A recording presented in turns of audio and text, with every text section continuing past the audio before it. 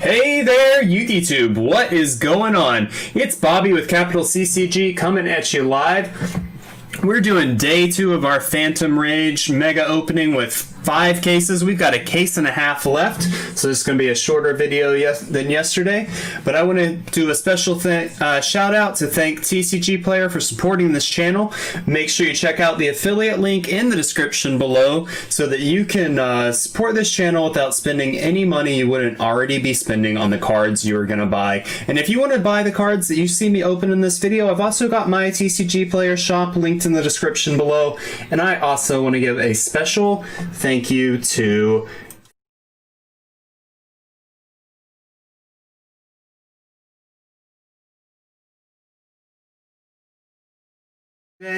so make sure you check her out. She's linked in the description below as well. But let's go ahead and get started.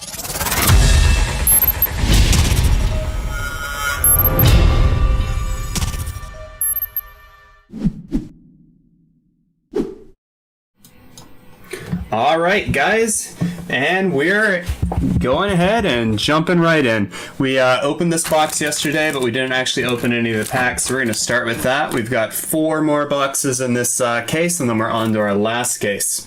How's everybody doing today? I am doing exceptionally well, I think. And that's really it. I'm excited for not just this set, but to see what Matt really happy to see. I'm just Phantom Knights get the support. Oh yeah. I would like to note a few things here.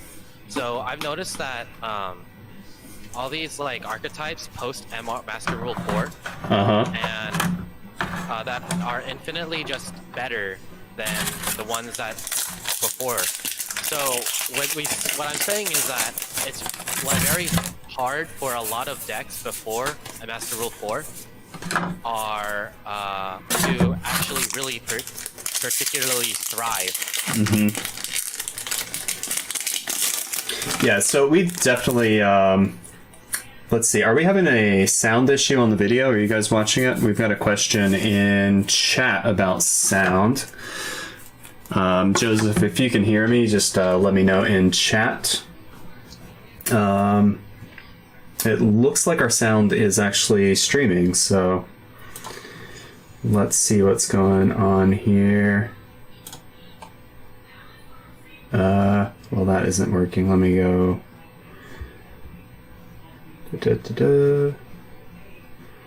Oh, I just screwed up my chat. Let's just hide that for a moment.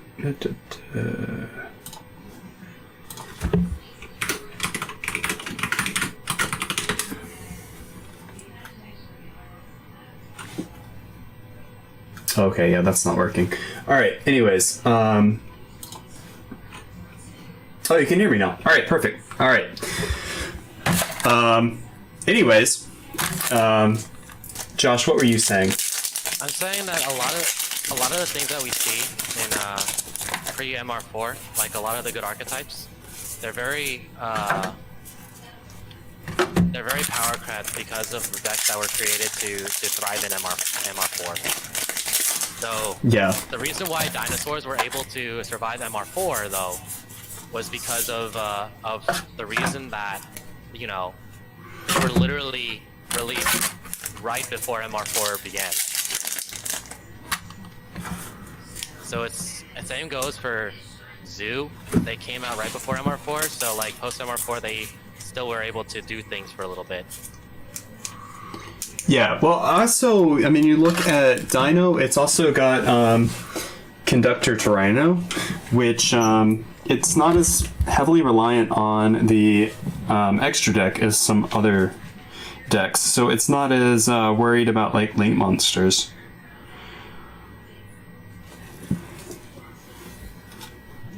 I see. That makes sense. I mean, you would agree, though, right? Yeah.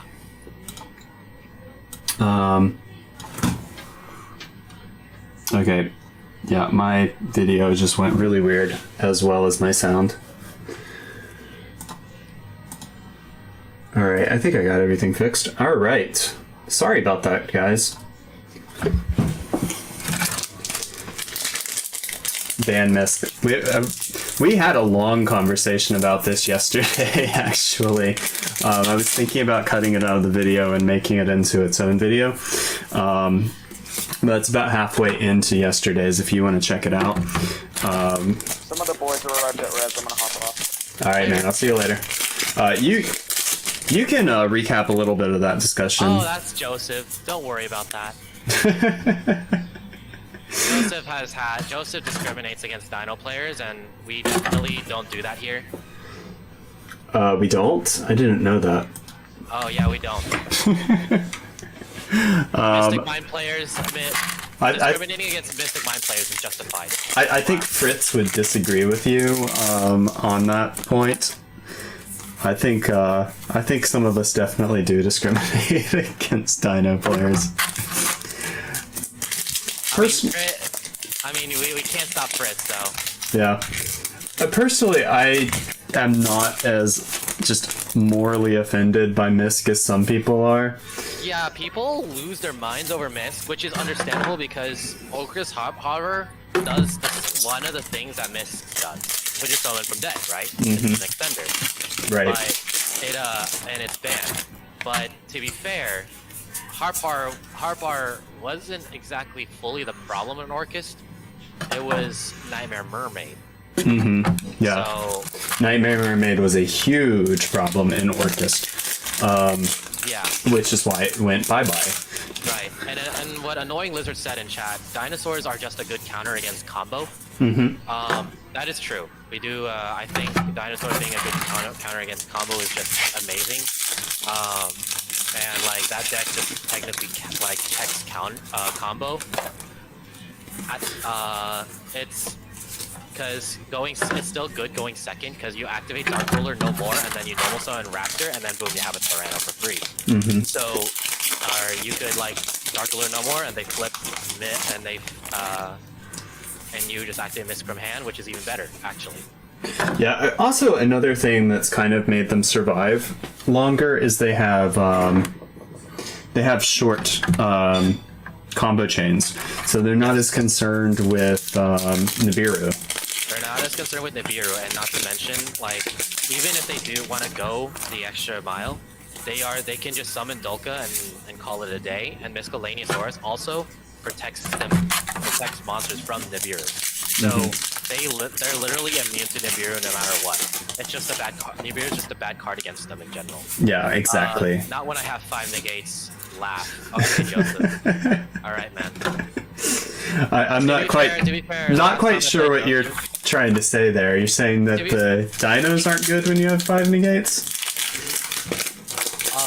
So the last time I played against Joseph, he sacked me really hard both times. He literally put one card from the top to the bottom of the deck, and I went first. And both times it was artifacting. He literally sacked me so hard, and then I opened badly both times. Game 2 with he 2'd me once, and then I took a game from him in the last lot, but it was awful. Lost World plus Token Collectors means no space rock. LOL. Yeah, that's true. Yeah. Token Collector is also a really good card right now. I think Token Collector's actually a bit underrated right now. Yeah, Token Collector's a little underrated solely for the fact that you can because people are relying on the token effects to resolve Link Ross, Auroradon. Hell, like some people even tried using Draco Sack now. Yeah.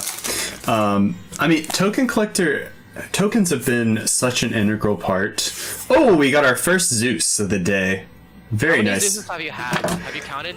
I counted and uploaded my holos earlier in the day, and I had 12. It was the most of any secret I pulled. So, pretty good.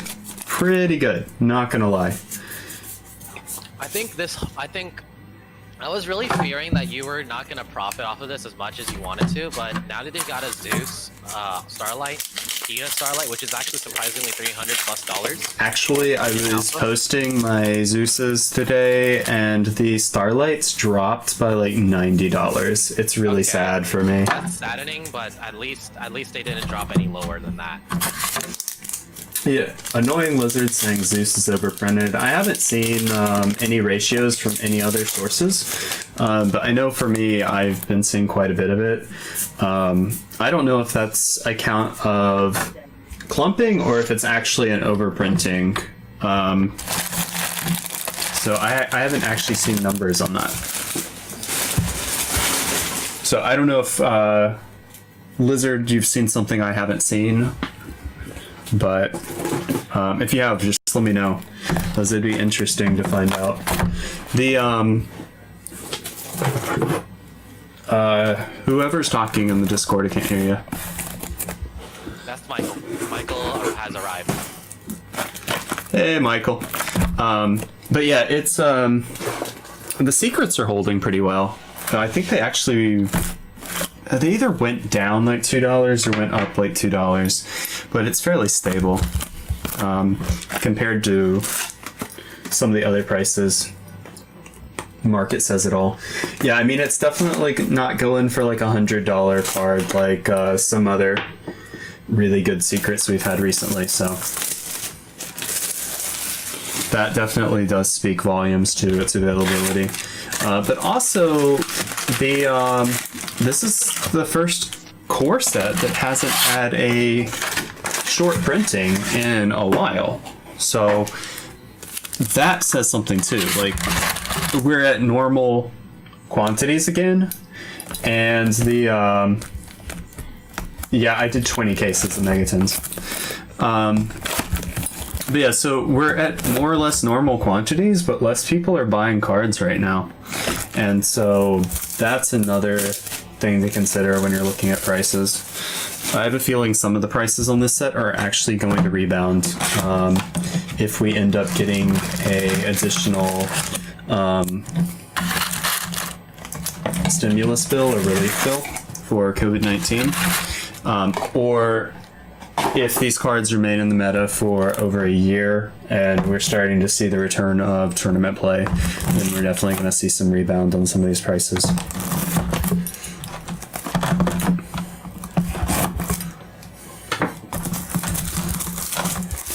But yeah, I mean, I'm happy with my Zeuses because it is still the most valuable card in the set.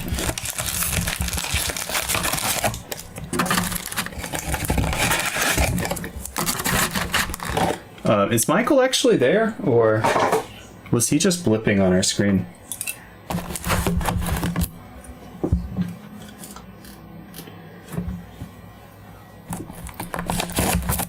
Alright, so this is the last box for this case. So we've got these 4 boxes right here, and then we're going to be moving on to our last case for the day. So much shorter video than when we're opening like 4 or 5 cases straight.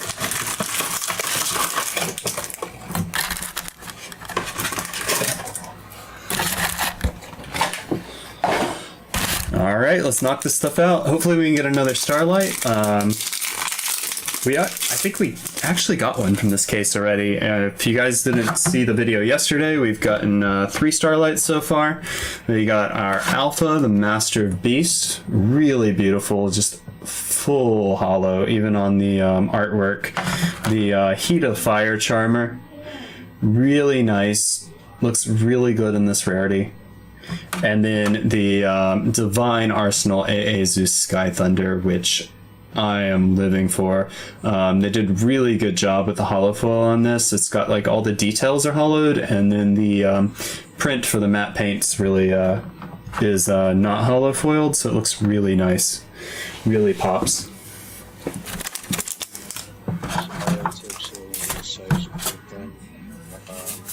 No, you're good. We just thought we couldn't hear you.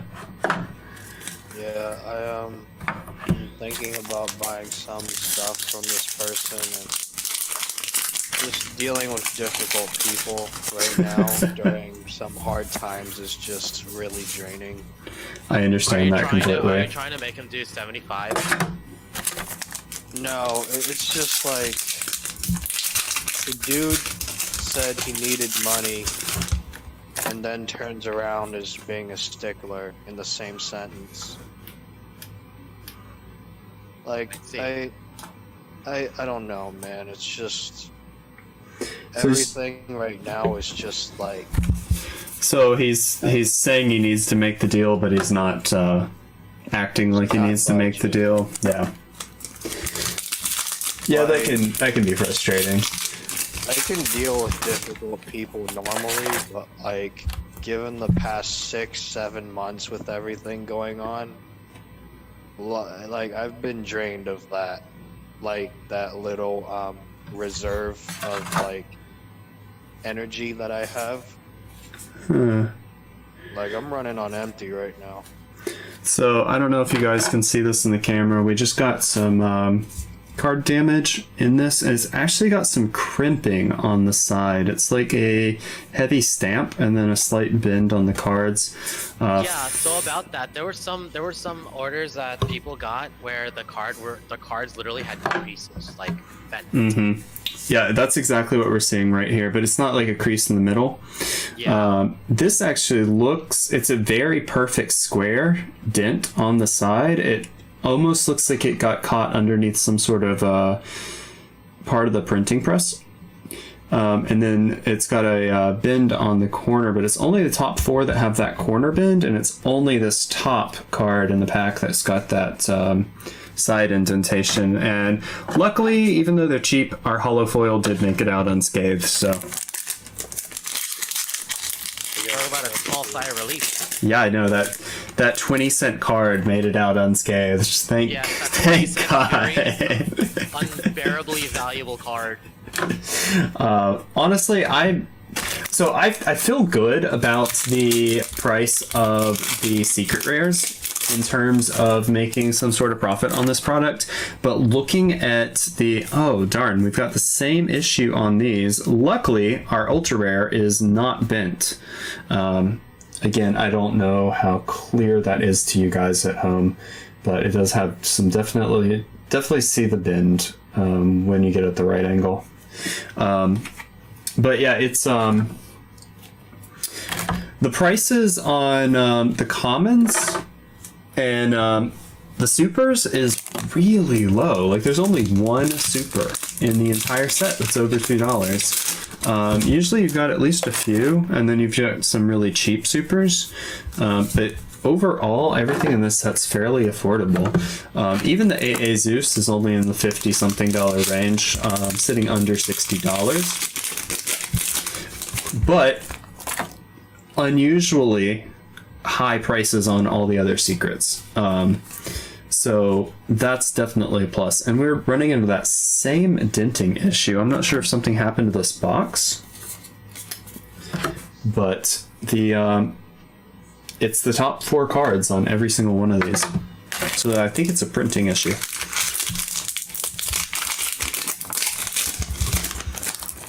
All right. Perhaps whenever they were, perhaps maybe they just didn't get sealed correctly in the factory. Well, this one is good. So, and this is our secret. So that's definitely a plus that this one did not get messed up. This is Tri-Brigade Airborne Assault.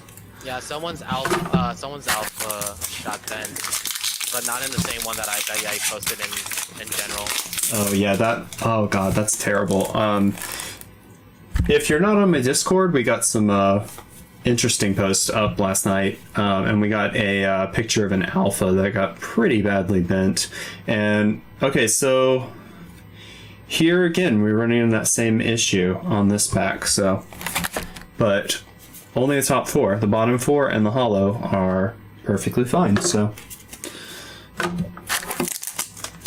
gonna have a lot of damaged cards on my page. And this one's good, so all right. And pull in the virtual world beast Juju.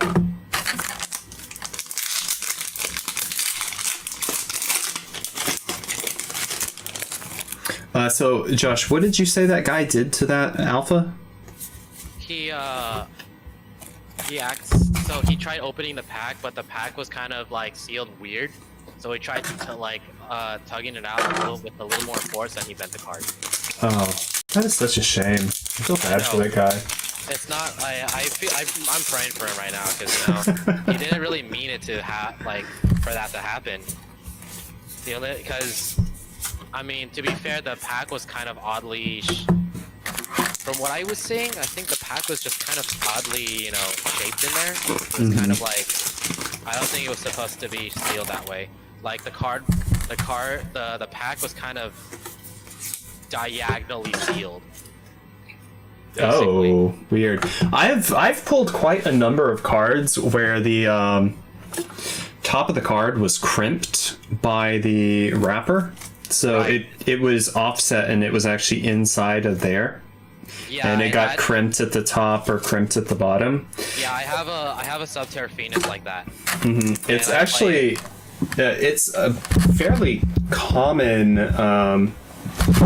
misprint. It is considered like an unofficial misprint, as I understand it, because it is a production error, but it's not a misprint in the sense that like they created the plate wrong with the wrong symbol or the wrong number or wrong text. So it's classified as an unofficial misprint. But it is technically a misprint. It's a factory error. And I was looking them up earlier today. These are not quite as bad, but these two right here have a pretty nice dent in them. But I was looking up misprints today, and they have some really weird crimping issues with Magic: The Gathering, because they have those longer packs and it's crimped from like there to there. And so some of the cards I was seeing would be crimped like 2 inches down the card or something, like a full inch. And they're saying that in some really rare instances, when they crimp the back of the pack, it'll actually fold the card inside of the crimp. There's a few instances of that. And those are actually really rare crimping issues. But I've never seen anything like that on a Yu-Gi-Oh! Crimp. Nothing quite that bad. I know. It's just kind of bizarre, honestly. Yeah, alright. They definitely seal these differently than they seal Magic cards, so... It's just weird. I'm like, come on, man. Like, at the same time, it's kind of cool. Yeah, it is actually kind of cool. I mean, technically they're not tournament legal because you can feel the crimping and you can see it through the top of the case if it's on the top of the sleeve, if it's on the top of the card, but it's there's still little unusual things to have. I've actually opened quite a few of them. I think it's probably the most common misprint, just because it's so easy for it to happen. Yeah, I get that. And it's also one of those things, they can't check it after it's been sealed, so... this is so weird. It's just like random packs in this box. And it's always the top 4 cards. It's not like I expect to make a lot of money off the commons, but it's still kind of a bummer. I mean, most of the cards affected are unspotted commons, right? So you can just toss them in bulk and call it a day. Well, I try to sell near mint bulk, so... Yeah, that also makes sense too. I can't really... Very big, they're a little bit crazy about that. Yeah, I mean, most people don't care about their, $10 bulk box with 100 cards in it. It's just a way to grow your collection and get cards you don't have. But, I mean, if you're doing that to actually collect, then, you don't want bent up cards. So... How much bulk would you say you have? Because the same seller that I'm talking to and that Josh knows about, he's trying to take bulk and stuff too towards his high-end stuff. Are you talking about Beeman, or is this somebody else? Someone else, some guy in Dallas. Oh, okay. I have, at my valuation, about $4,000 to $5,000 in bulk commons and hollows. For me, like, I could sell a lot of my stuff with this like high rarity goat core, but it's so much money to step your foot in, and it's just and I'm not sure that I'm getting the best deal just in general right now. Yeah. I mean, honestly, if you're buying like large bulk from a vendor, that's probably not the best way to get your bulk. Your best bet is to like go to a regional or go to a YCS and just take cash with you and just buy collections off of people. Yeah. So this is what I did. I managed to win out of so much stuff. Because what I collected before YCS Fort Worth, I knew I was going to get a lot of people like to come to me for trade because I carry a pretty thick backpack, so right. It's really small. But I have like a giant like box full of staple cards. It had like 4 playsets of Ash, 6 playsets of like Ash, like not Ash, Ghost Ogre. I think this was right when Dual Devastator was around. I think. Yeah. When did Dual Devastator release? That was about year and a half. Actually, no. Never mind. Was it a year and a half ago? YCS Fort Worth date. Okay, It was right before. I think it was right before YCS Fort Worth. Okay. Yeah, it was right before. So Dual Devastator didn't come out, but people will still. We're still diving into buying ashes because they were going down. Right. So a lot of the staples that I had in that, and especially in the Nibiru, and it was an extra set of Nibiru as well. Some Dark Ruler No More, D-Shifters. It was a lot of really good stuff, staples that you could put in the side or in the main, and it would be justifiable. Mm-hmm. Like it was like a bunch of gammas. It was basically like I collected so many staples to where it filled up a whole sleeve of like a 500. Yeah, a 500 box. Card box. Yeah. So, and I was able to pick up an extra playset of Europrint Extravagances and a playset of Phantasma when they were sitting at 100. And I used, and that was basically what completed my dinosaur deck. And it was probably one of the best deals I've ever had to experience in a long time.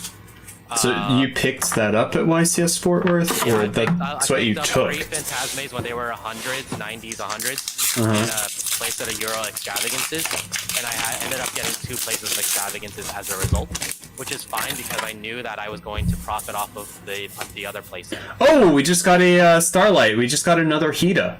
Ooh! That is pretty. Look at that. So that makes 4 Starlights so far, and we still have a case to go. That is nice.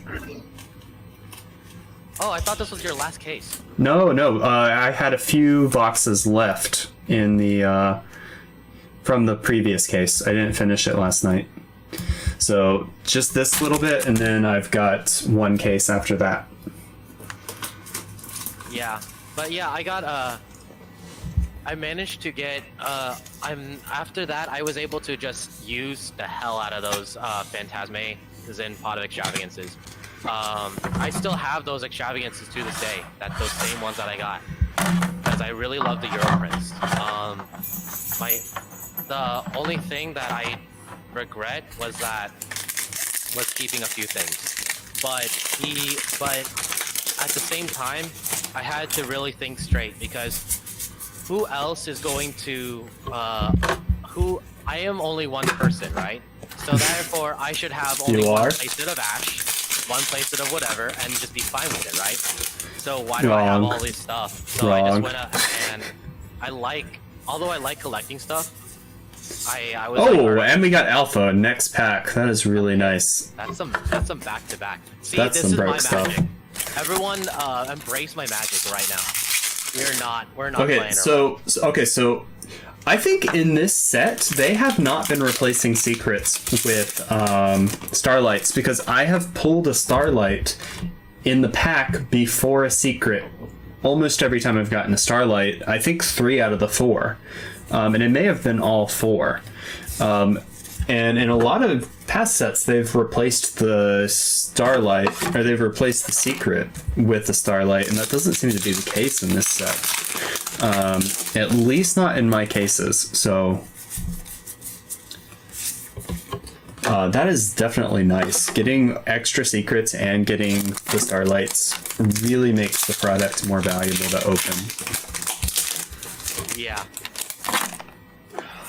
But it's really nice how they do that. That being said, like, I felt like I profited off of that because I played so much of those cards that I got from it. Yeah. Like, no, like, I knew that if I found a solo vendor who just has so much insane stuff that he collected over time and is really good at knowing how to make money and blah blah blah, and I have cards that they're sitting there like brain rotting because they're not being used. It is, I think I still won off of that, even though like in terms of monetary value, I think I may have lost quite a bit. Right. But at the same time, like, I gain cards that I have access to, not cards that I just have access to but already have. Right. Yeah. No, that makes sense. I'm one of those weird people though. I like having every printing, not just every card. And so like I've got 5-6 playsets of Ash. And I am the same stuff guy like too, that. because, like, I feel bad whenever people come up to me like, "Hey, do you have a playset of Ash or anything?" And I'm like, "I'm sorry, bro, I don't have any." Like, I will gladly let people borrow my cards as long as they give it back to me. And and some people, and I trust a good chunk of it, but I don't trust like. There are a couple people I don't trust, but I do trust people with some of the cards that I let them borrow. Because most of the people I let borrow, There's only a handful of people I genuinely trust with my cards. Is Josh one of them, the blue-haired one? Josh is one of them, but Josh has also had my Sky Striker Shark Cannon for about a year and a half. Every single time we talk, he's like, "Oh, I didn't bring it today. I didn't know you were coming." And I'm like, "Yeah, I didn't tell you, so it's okay." And then you just go about your daily routine as a result. Well, I only have been seeing him like once every couple months, so he doesn't expect me to be there, and I don't tell him, "Hey, bring it." So,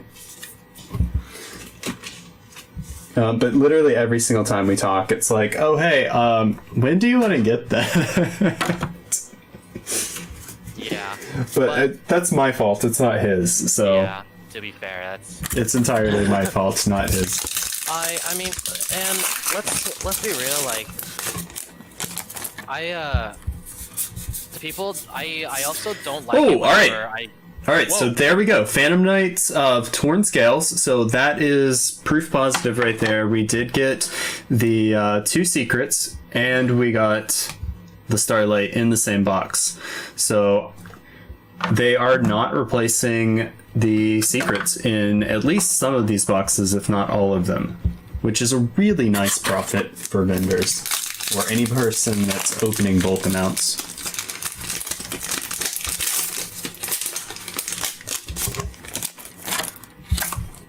And I felt like that's what they were doing. I just wasn't 100% sure. I hadn't actually laid it out and compared. What I need to do, I need to look at my overall counts and see what hollows they are replacing.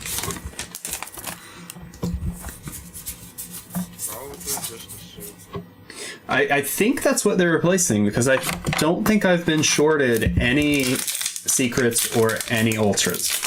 And if they're replacing the cheapest hollows with the most expensive hollows, that is a really nice move for Konami to make, because replacing the secrets with the Starlights, while it's still a fair trade and nobody's going to complain about it, it does make it more difficult for vendors to recoup their money. Yeah, I'm very low energy today. Have you been busy all day or what? Just the inevitable crash of everything is just getting to me right now. I understand. I do. This is gonna be quite a hellstorm. Yeah. I don't know. We shouldn't talk about it though. Definitely not what this video is about. Anyway, like the thing is that I don't like borrowing cards from people. I don't either. That's why I'm so insistent that I have my copies of everything. Because the reason being is that I have whenever I fidget really bad whenever I think cards, which is something, and I end up hand shuffling so hard, my card's so hard in my hand that I end up warping them. Oh yeah, So, I've seen people do that. Yeah, I am and one time Josh was like, "Okay, Josh, I'll let you borrow these Phantasmes that Robert let me borrow, but you better not like warp them, Josh, because Robert will come for you." And I'm like, well, I would not like to see a man, a 6 foot plus tall man, coming after me over his warped Phantasmes. So the tournament I went for that Savage Strike tournament, at San Antonio, I actually did a lot better than I thought. I was very close to getting X2, very close. Nice. In addition to that, I will say I am guilty of hand shuffling those cards really fast, but I ended up stopping. That was the hardest. It wasn't Sky Striker as a Dino player that was the hardest thing in the tournament. It was me not trying to fidget so hard because I had $100 cards in my hand that did not belong to me. That was the hardest part. I don't know how people hand shuffle like that. I don't know. It feels weird to me to even attempt to do it. And people, we just got an alpha. Very nice. So we got. So how are you going to offload all of these cards? Just sell them immediately before it all crashes? Because I don't know when the whole card market crash is gonna. So I don't know if we're due for a card market crash. I think it depends on real world circumstances. It really kind of boils down to what happens with coronavirus and coronavirus relief. I think if we get another relief and stimulus bill, we're going to see spikes. But if it's a really long time or if it doesn't happen, I think we're going to see a continual decline.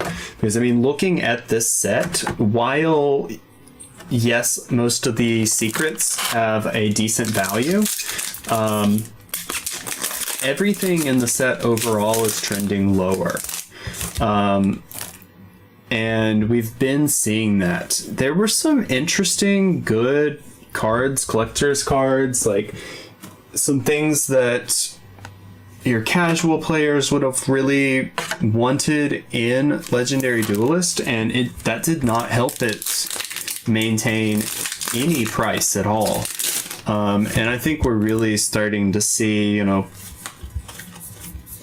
the unemployment rate and everything that's going on right now is really starting to weigh down on these card prices. And so I'm not sure whether or not we're going to see a crash per se, but it does definitely feel like we're in a stage of a bubble market. So it could happen. But I would argue some of that's already happened. A lot of the Starlights crashed in price pretty heavily. So yeah. But to answer your question, I am selling everything right now just because I need the capital. I saved my super rares, but I've already listed all the ultras and secrets and starlights that I pulled yesterday. I just can't justify keeping them right now since I'm not playing and I have to recoup the investment. And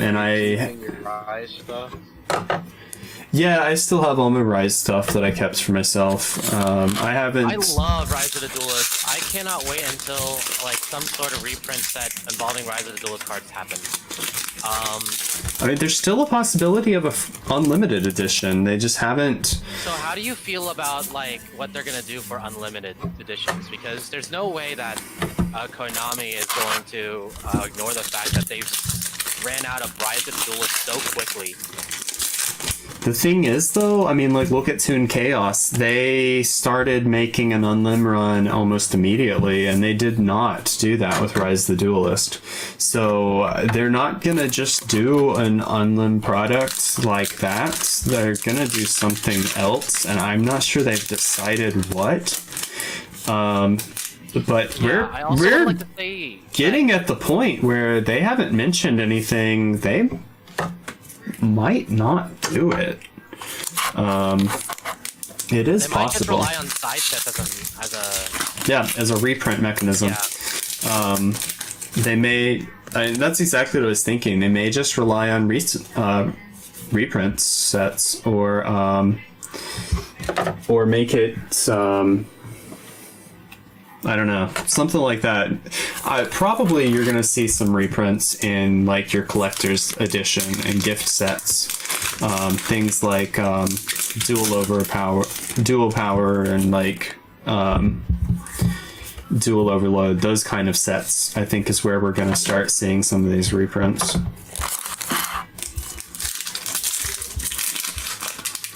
And Michael's just mumbling in the back. Michael is entering a state of psychosis. Yeah, Michael, you should get some rest, bro. Real, to be real with you. It's not physical, it's mental. Yeah, that's why. You still, I mean, like, for me, because, you know, sleep obviously rests your brain, so definitely.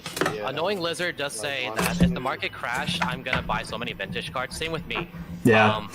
I did say I bought a $100 playmat, a World Championship 2019 playmat that had the prize card Amatsu Okami of the Divine Heat, and I want to get the prize card of that. Yeah, I mean, honestly though, if we do see a real, genuine market crash, that is not the time to bail your cards. That is the time to pick up cards. We've seen market crashes in card games before. There was a massive card crash in Pokemon, and everybody was just like sell, offload. You know, all of the prices just completely dropped. You know, those like first edition borderless Charizard had dropped down to like 100 or 200, and people still thought it was too expensive, and they had been sitting at like 500 for the several years since they had come out. And now look at it, it's rebounded upwards of 15. I think I've seen some graded copies going for several thousand. And so that's the time to pick that stuff up. Yeah, and that's exactly it, what Lizard's saying. Idiots panic. And that's exactly what causes a market crash. It's panic. And then they panic sell, and then there's panic buying. And then Exactly. they end up losing value because of that.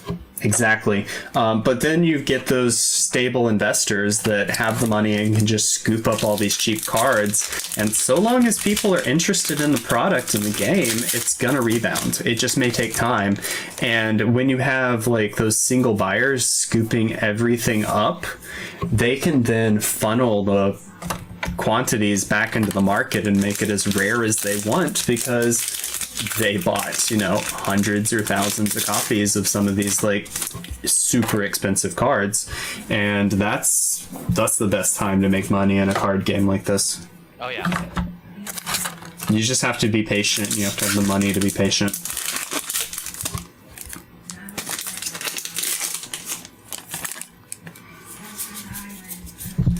Patience is a very big virtue in this. In Yu-Gi-Oh, and especially in like card market business. Yeah, it is. It's literally just stomp.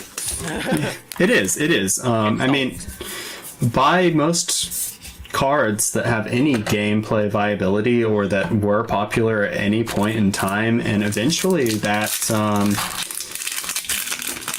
that format will come back as a collector format. I mean, you look at the cost of GOAT format cards right now, and we've seen it with like the 5Gs era stuff, and we're seeing it with like the hero stuff. It's just the nostalgia, and people want to play those formats again, so they get those cards, and it just goes up. Ark Rebellion Xyz Dragon.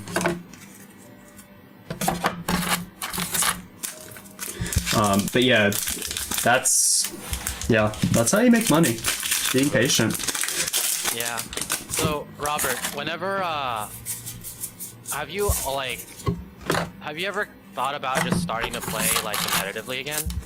And if so, like, what deck do you think? How long until then? Until you think like you feel like you want to play, like you were going to play a deck, and what deck would you think about playing? Like a combo or a control or? So I really enjoy control decks, but typically I'm cheesy. I'll just play the best deck of the format, or whatever I think is the best deck of the format. I see. But I mean, if I pick up a fun deck, like it's Ultrageist. if it's well, okay. So I like really evil, horrible decks that piss people off. Oh, so me. I see. So, like, I'd pick up like Mystic Mine or something like that for fun. That would be my fun deck. But I would go with what I think is the most consistent competitive deck, and that's typically what I'll play if I actually go competitive.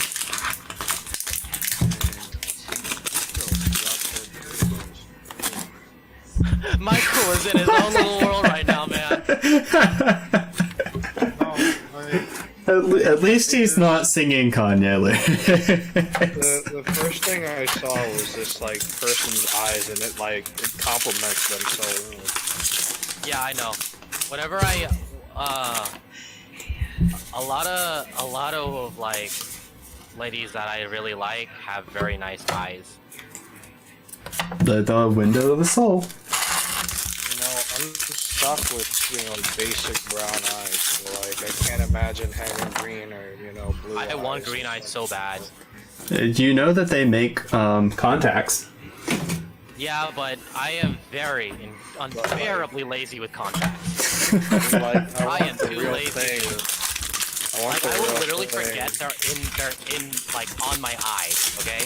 And then I will like never again and I'll just wake up with them. I'm like, oh, I had my contacts on. My ex would just leave them in for like a month at a time without touching them. I'm like, you're gonna go blind. Like, that is how you get eye infections. So someone, I actually had a nightmare about this, but somebody, this was actually true in the news, but someone kept losing their contacts only to realize that they actually the contacts literally just went into the back of their eye. Oh, yeah. And they checked it with the doctor to see what was irritating them, and it was, their eye contact just went all the way back into their eye. I wonder how many they had. So much. They had 10. Oh, God. That's horrifying. Yeah, it's truly horrifying. Oh, that's scary. I don't know. Contacts honestly kind of freak me out. I am glad I don't need them. I just wish I had like 20/20 vision, but I'm gonna wait till like I'm 24 or like 25 because I know I'm not gonna, because my eyes I think are still in development, although I have very bad eyesight. Yeah. Well, I mean, eyes are one of those things that kind of change your entire life. Yeah, because you see with them. Yeah. I mean, well, they're sensitive organs. I know, my eyes are very sensitive too, which is also doesn't help.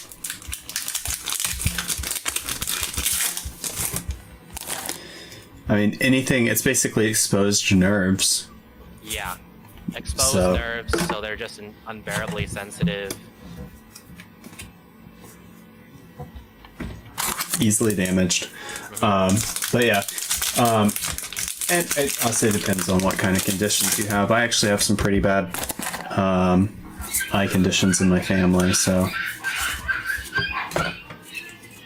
I don't know if you guys can hear that, but somebody is having a fight outside. Some cats or dogs or something are just squealing up a store.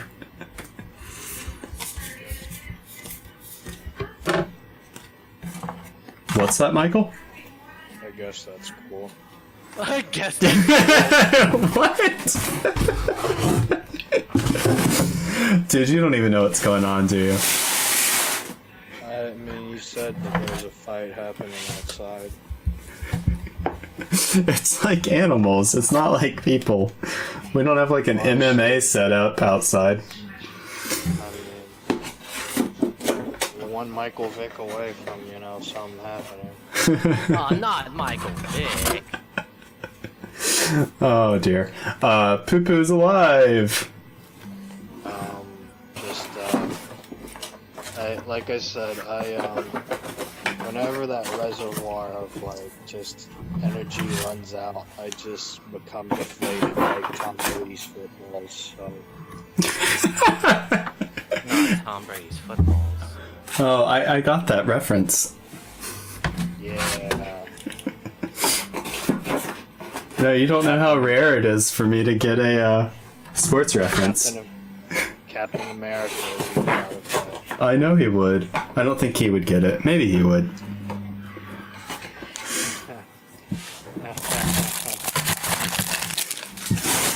But like, I don't know. During the past few months, man, not being able to, you know, see people and stuff.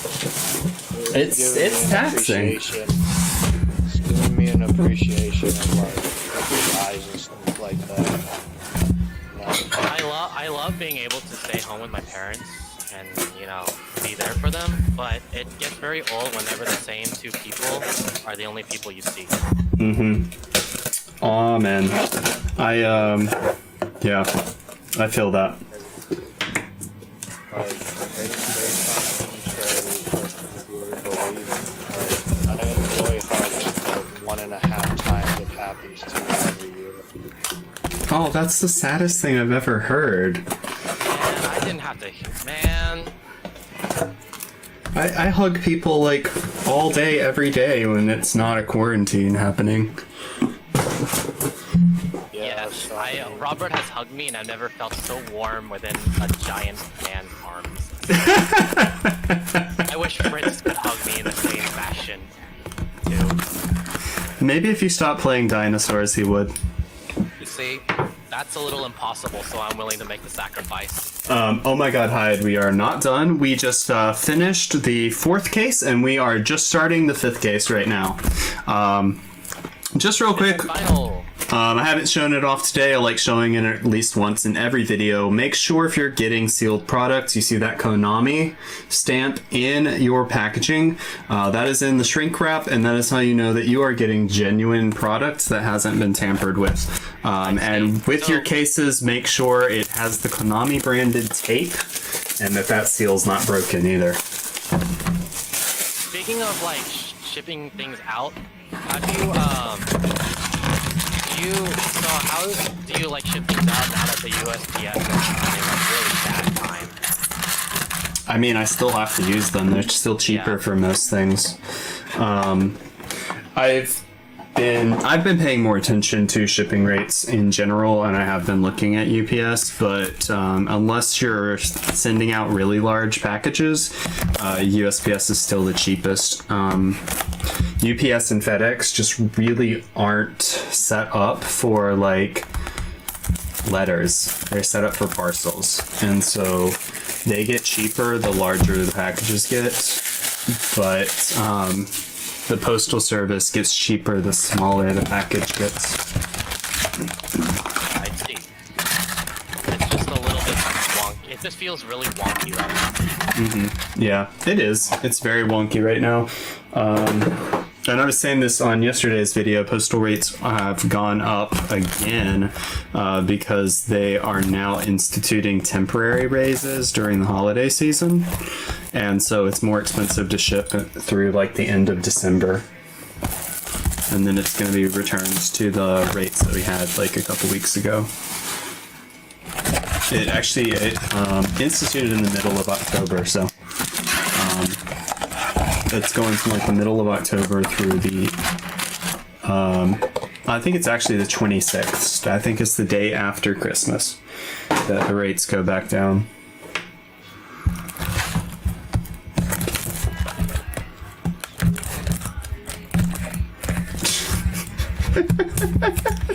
What is Michael doing?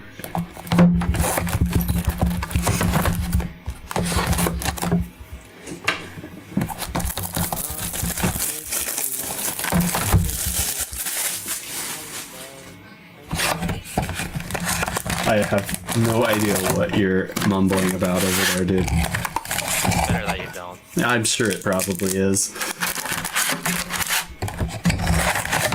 Alright, so this is the first 4 boxes from our last case. So let's go ahead and dive in.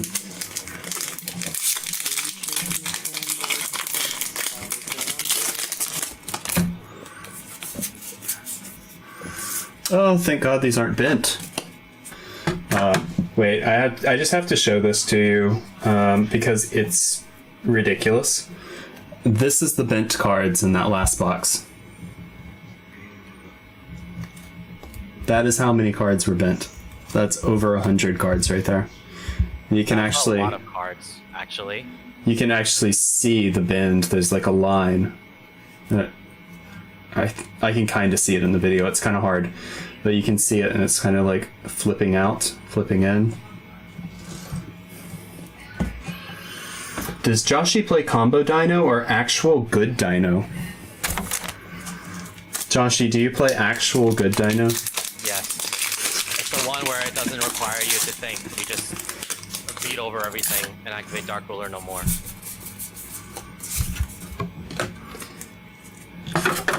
I didn't realize there was actual good dino and then dino. To be fair, there's a lot of decent dino variants that are quite nice.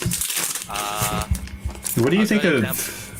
Oh, but go ahead and say the example you were going to say. Dogma Dino's pretty good, but what were you going to ask? That's actually what I was going to ask. I was going to say, what do you think of Dogma Dino? So Darian, I actually wanted to speak with Darian about this, but I know Dogma Dino's good. I've watched him play it. It's actually quite nice. It's nice being able to have another engine to play after if you can play it. I think that's like the next best build, assuming Miscellaneous Source gets banned. So, I'm a proponent of not calling things Dogma, and then name after that. I think it should be blank dog, like Dino Dog. Yeah. Striker Dog. Just different types of dogs. I love dogs, though. I know. That's why I like that deck name better. And it's easier to say. And it's cute. It's funny. Fluffle Dog. Oh my god. I think Michael's genuinely, like, having a breakdown over there. In my opinion, Extravagance version of Dino is best version of Dino. Comments, Joshy? Extravagance Dino is the Dino deck I play. I played it ever since I picked up my own pot of Extravagances. Ever since, like, whenever I had 2 of them, I was like, alright, I'm playing Extrav right now. So, what is the difference between Extravagance Dino and not Extravagance Dino? So, other than it has... Dinos are mostly like, they're reliant on needle fiber combo as kind of. They like playing needle fiber, and they also like being able to play VFD as well. Because what they do is that I believe there are some combos where you summon a Jurak monster that was level 9, and then they work their way up from there and summon VFD and summon a Trishula. Okay. There's another Dino variant that I remember that involves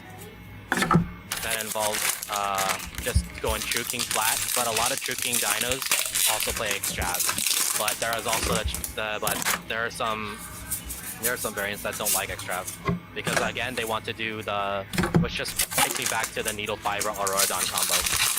Okay. Sorry, not Auroradon. Link Cross. Oh, okay. Yeah, not Auroradon. But there's but before O-Lion, I think the Auroradon combo is still a thing. But we Phantom Beast didn't kill it. yeah. I honestly don't know the lines of play very well in Dino. Now, the thing with skillful dinos is, it's quote-unquote skillful, is just you learning the short combos, and that's it. Everything else is game sense because you're just learning how to play around matchups or play through matchups. Mm-hmm. And like, which you should do with any deck. Yeah, which is a thing with any deck. If you have good game sense, then basically dinos will just be a breeze. You'll probably top events, and the only thing that is in your way is you opening driver. AKA me. Then just don't play driver. It blows my mind when people actually think like that. Statistics are my big thing. I love just pointing out how flawed people's thinking is when it comes to like, oh, I don't want to run that because I might draw it. Yeah. So the thing is, it's like people. It's like how people like are like, oh, I don't want to run Dragoon because I have to run 3 bricks. Well, to be fair, I have to really think about that to be evaluated. Statistically speaking, 3 bricks is bad in a 40 card deck. Statistically speaking, it's really not good. I think Dragoon is best run in 60 cards. There's just really no great 60 card decks right now. Exactly. The only time 60 card decks was a thing.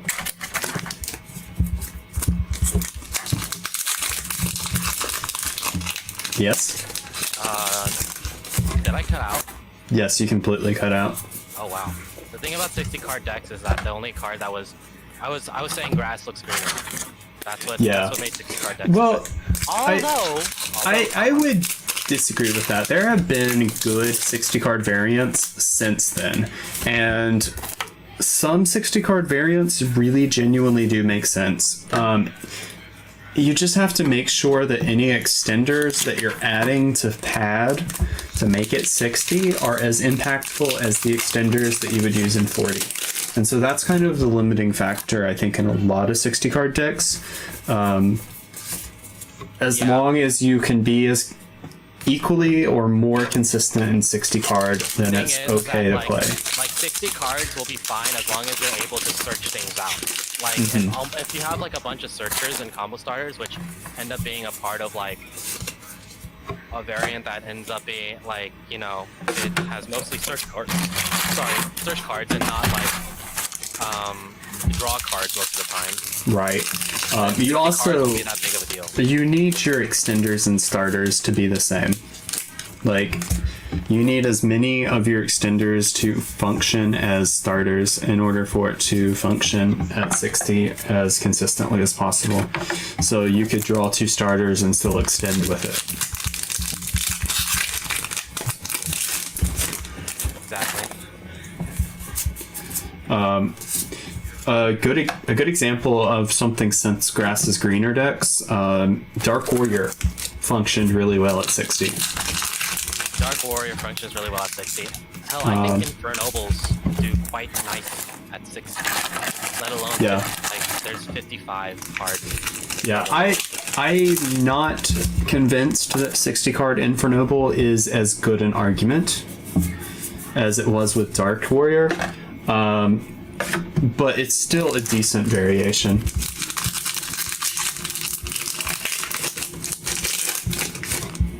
It at least functions well, and it is still consistent at 60 card. I just don't know that the argument's quite there. Larger decks are good for lowering the odds of seeing garnets, but they can also lower consistency. Exactly. And that's why I kind of say that, like, Dragoon would be best fit in a 60 card deck because statistically speaking, you're less likely to see the garnets and bricks that come along with running Dragoon. But again, you just have to make sure that you can keep that consistency there. And that's why it worked so well with Dark Warrior, because those 60 card decks were running like 3 copies of Mass Change, 3 copies of Mass Change 2, which meant they had like serious combo starters, extenders in those cards, and they were able to run their 5 equip cards, which they didn't want to draw, and even if they drew 1, they could still get to level 4s, and statistically speaking, your odds of drawing more than 2 were significantly lower than if you had put them in a 40 card deck, because if you had to put in, 5 equip cards in a 40 card deck, your consistency would just be shot.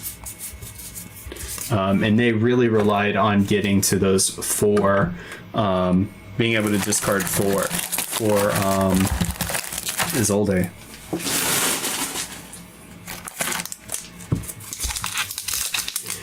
Let's see. In Dragon Link, I feel like the best way to play it is 40 to 45. I would agree with that. I've seen some people talk about going as high as 60 in Dragon Link, but I think it's one of the... Again, it just... Right now, we don't have a deck that's quite as consistent at 60. Yeah. I think, I've never seen a decent, Infernoble build, yeah. I don't know if you just heard Michael in the background. So, Paul George, a basketball player, got married, and the first comment I see was, Alexa, play I'm in Love with a Stripper by T-Pain. Well, that's not a nice thing to say about his fiance. She was a former, yeah. There's nothing wrong with strippers. I've known some very nice strippers in my day. As a matter of fact, some of my best friends are strippers, so... Paul George cheated on his former girlfriend at the time with that person and got her, pregnant. It's just the events surrounding that person that Paul George did was why, people clown him. Because he was trying to cover it up and he did a very bad job of it. Yeah, I mean, I don't know how celebrities think they're gonna cover stuff like that up. Especially when everyone's watching their every move. Yeah, I mean, you literally have people that follow you around with cameras, and everybody has a camera, and yeah, I don't know how celebrities think that they can get away with anything like that. Yeah, and there's a lot of controversy and stuff. I feel sorry for Johnny Depp because Warner Bros. Weren't very happy with how the court case ended up, and Johnny Depp, it's literally been proved. A lot of the accusations happened and been proven wrong, and no one knows who's right. And then Warner Bros. Is like, okay, we're letting go of you, Johnny. And they're like, and Depp is like, okay. And then he sent out a letter to his fans, which is really saddening because I think it ended up getting really bad. It was just a really toxic relationship that he was trying to get out of. And it ended up being becoming very destructive. I did not hear anything about this Johnny Depp thing, but I don't really pay attention to celebrity news. And Poo-Poo, you hear opera music in the background because it's on the TV in the living room.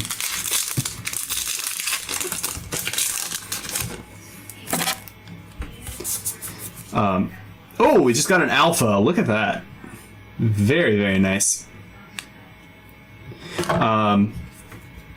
Yeah, I just don't care about celebrity news. I mean, it's a person just like me, and I don't want people knowing all of my secrets and everything about my life, and you know, following me around with cameras, so I don't really see why I should do that to somebody else just because they're a celebrity. And I don't know, they're just people. Like, who cares? It's just another person.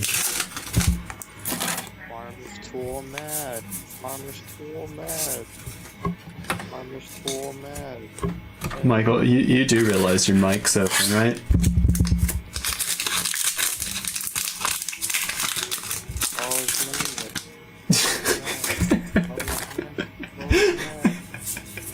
Okay, anyways. We just got a mutant evolution lab. And we've just got 2 more packs for this box, and we're moving on to the 3rd box from this case.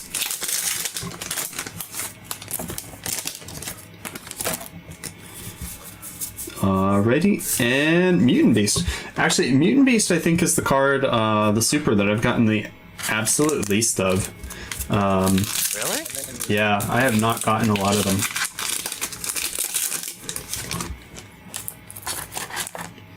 Let's see, there's been multiple cases of people accusing rich and famous people just to try to get a payoff to avoid defamation. Yeah, unfortunately that is all too common.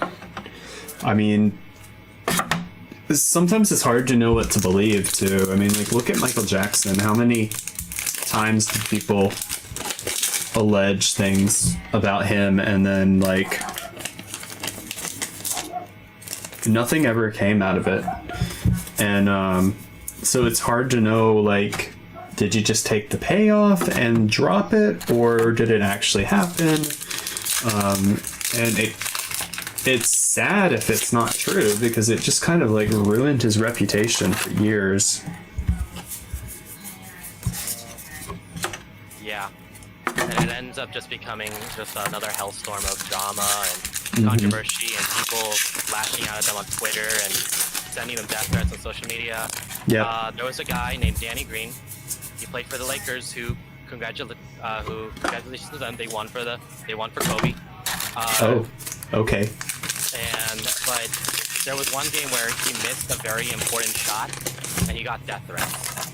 Like, the fame can be so toxic to one's mentality. Like, and even like if you're not even asking for it, people will just still lash out at you for just things you do. Yep. Somebody got arrested, I think yesterday, for trying to arrange attacks on Dr. Fauci and somebody else. Yeah, sounds about right. Apparently, he's been getting death threats for months now, and it's pretty ridiculous. Philadelphia Motor Center had to stop the vote because of idiots calling in bomb threats. I did not hear about that. Seriously? I mean, that's crazy. Caucasity, right? That's just crazy. Caucasity. Is that your word of the day? We got Ark Rebellion Xyz Dragon. Hey, that's cool. It is a cool card. Unfortunately, not one of the most valuable cards, but it is still a cool card. Maybe and Oliver. Case will help me get my mind off of things. What's that? Maybe that upcoming case of idea will probably get my mind off of things. Yeah. Well, I probably doubt it. I mean, you just gotta let yourself dive into it and enjoy it for what it is.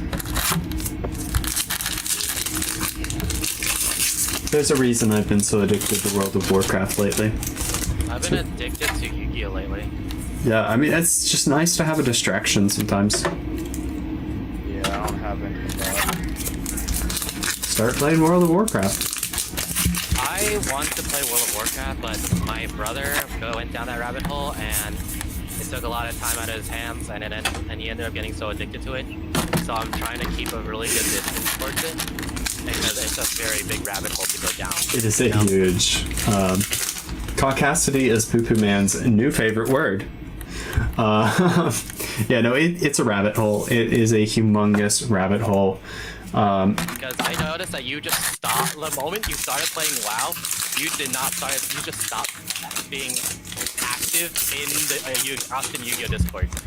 All I see is Bobby, capital CCG, playing World of Warcraft. And I'm just like, all right, I guess he's gone. He's gone. Yep, he's gone. We've lost him. It's the 16th anniversary, by the way. But yeah, so there's 16 years worth of things to do if you haven't already played. So it's a big rabbit hole. That's like saying, oh, play World of Warcraft. Oh, watch One Piece from when? From episode 1. I look at One Piece and there's like 800 plus episodes. Well, I did that with Naruto. So, and they're over 1,000 now if you count Boruto as well. So, yeah, I can't say anything about people saying, watch One Piece from the start, because I've essentially done it, just with Naruto instead. Yeah, I only say capacity just because there's a certain group of people that be doing it, and I want to make a joke out of it. That's kind of my coping mechanism. Making jokes, yeah. Completely get that. Lizard said he is trying to establish a playtesting circle today, and that'd be fun. A playtesting circle? Yeah. Yeah, I'm down to do that. Circle Jack. No. Family friendly. Family friendly, dude. That's the saying. You refer to people as Jack sometimes at the end. Yeah. For all those kids listening, that's what he meant. Smile. Smile.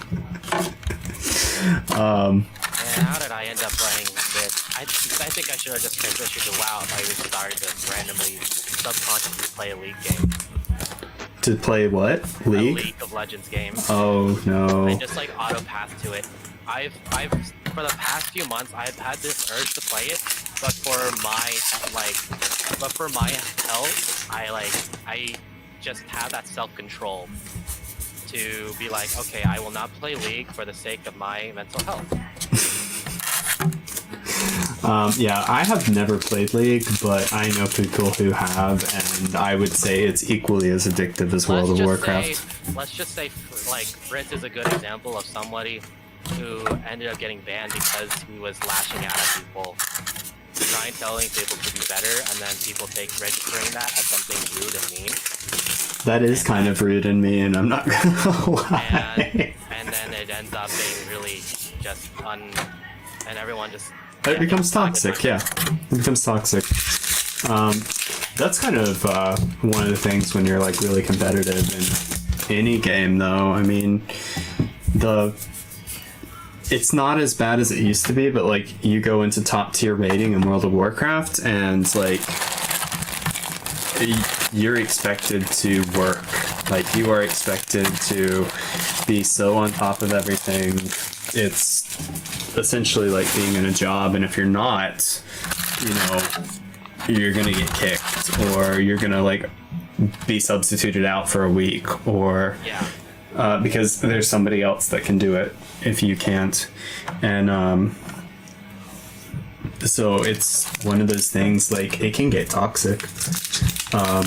Lizard was saying he finally caved and started watching Stranger Things, which is so good. How have you never watched it before?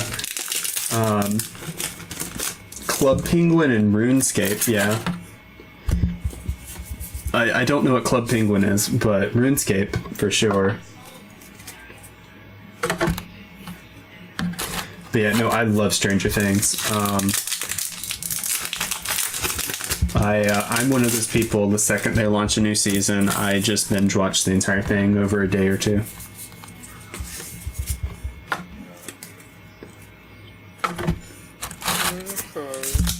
Okay. Mr. Mackey over there.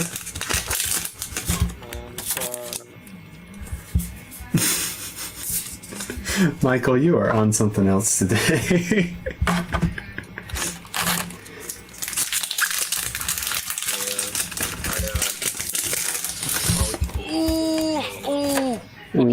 What? No, Damn, I just wish. the leak thing. Just me, angry Joshing over this. Oh, okay. Having it easy over it. At least you're not like actually screaming and cussing out your League of Legends. I've gotten better at main. My ex used to just like straight up like curse and scream and throw a fit at his screen when he would do PvP. I wish the new rock card was good. Yeah, that would have been nice. Good cards tend to be nice. Arby's winner is buying Dunkin' Donuts and Baskin Robbins for $11 billion. Yo, That's Arby's a lot of is money. Arby's is pushing drugs at this point because ain't nobody eating. I was gonna say, like, how can they afford an $11 billion business deal? Because I don't know anybody eating that. They are pushing hardcore drugs. I'm sure they own something else. Like, they have to. Money laundering. Secretly run by the mob. Order a roast beef and cheddar at Arby's, and then you find out that you OD on coke or something. If that were the case, I think more people would eat there. Probably be a little more addictive. Yeah, good cards tend to be nice. Words of wisdom, absolutely. That's why I do this, because I'm wise. That's why we're here. Good cards tend to be nice. That's the quote of the day, right?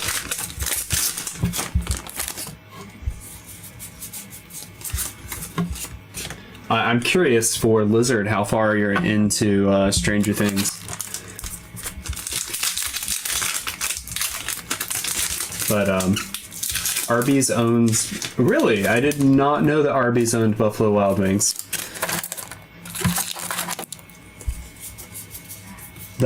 So that makes sense, because Buffalo Wild Wings is like crazy busy. They definitely make money.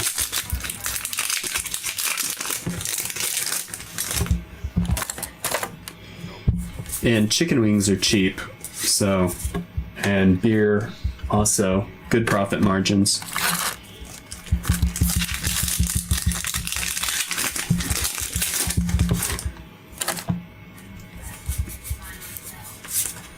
Mutant Beast.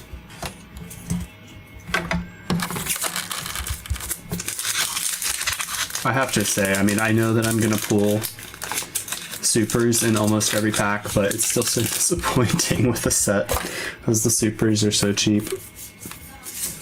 A lot of them are sitting at like 19 cents. I think like over half of them are sitting at 19 cents. Man, I lost because my teammate threw. He threw? Yeah, they threw the game by just literally getting 1 inch too close when I told them to stay back by pinging, and then they just don't listen, which I guess is fine because I lost. And, I don't understand what that means. It means that I was I was basically doing a thing like it's called pinging, where it's like you ping something on the map and like a notification comes up on specifically where I am pinging on that map. Right, I understand what a ping is. I don't understand what you mean they were 1 inch too close. They got too close to the they got close to the enemy, basically. Oh, we just got a Divine Arsenal AA-ZEUS Sky Thunder. Very, very nice. They got way too close, like, to the enemy, and then they ended up getting caught in a cage trap. So, that's what I mean. And then they just went in, and I'm like, all right, I have to save you, and then we end up losing the fight. And it brings a lot of pain to my heart. Oh, poor thing. It'll be okay. It'll be okay. I'm in Spain was a mistake to play by myself. Oof. Yeah. Games like that are best with like actual teams. I wanna play. I love playing with Fritz though. Fritz is kind of funny.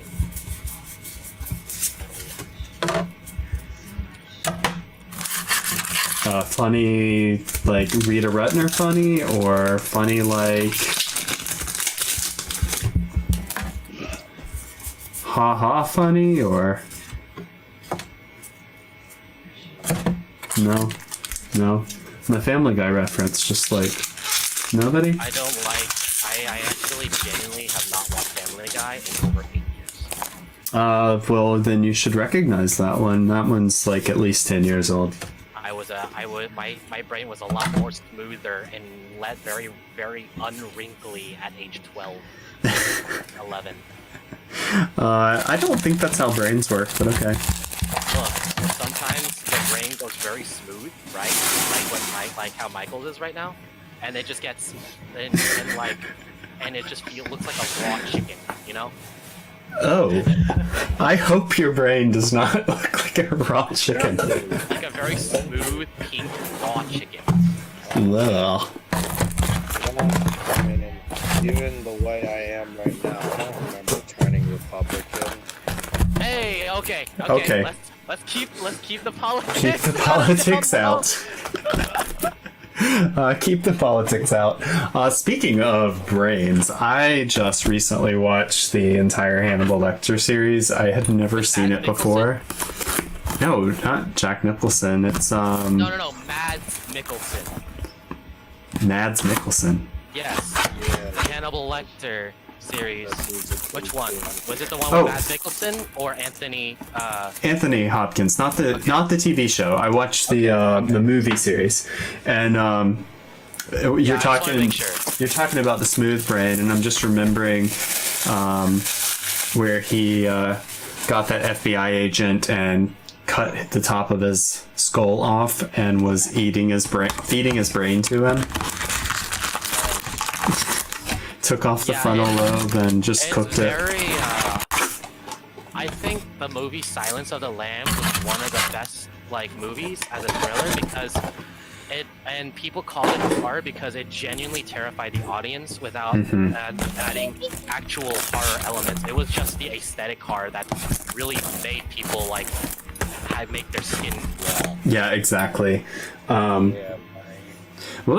I had never seen them before, and I really enjoyed them. It's just twisted and demonic. That's what was the horror about it.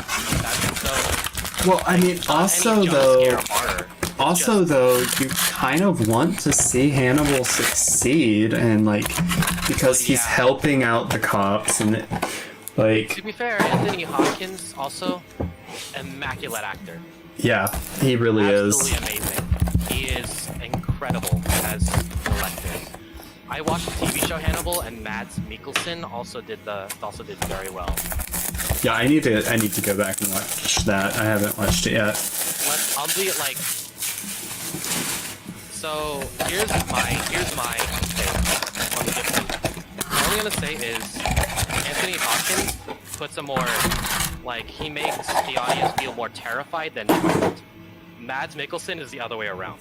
Makes you feel more charmed. Yeah, he's more charming but both performances I believe do fit the profile of a Hannibal Lecter. Yeah. Well, I mean, he's definitely a charming individual. Yes. He charms his way into, jobs. He charms his way into... The way he has with words is incredible. Yeah.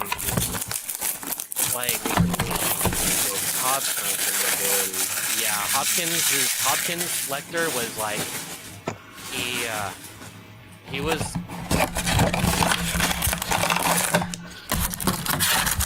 ease you into it. Yeah, exactly. He would soothe you. Mads Mikkelsen would he already whenever he speaks as Lecter, you can already you are punched in the face by a strong personality, if that makes sense. Yeah. I don't know how I felt about the Hannibal Rising.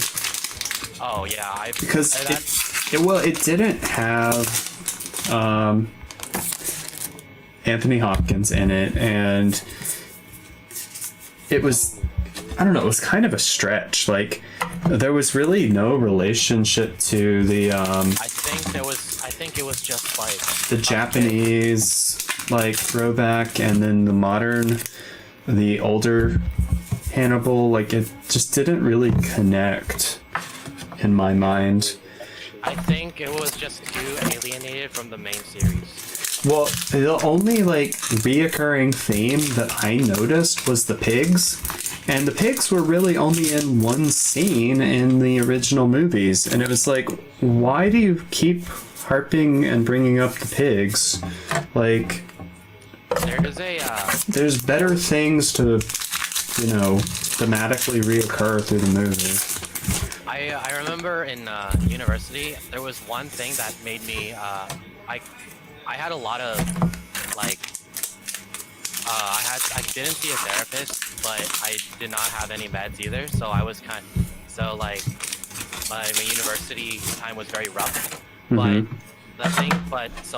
And that ended up me not eating well.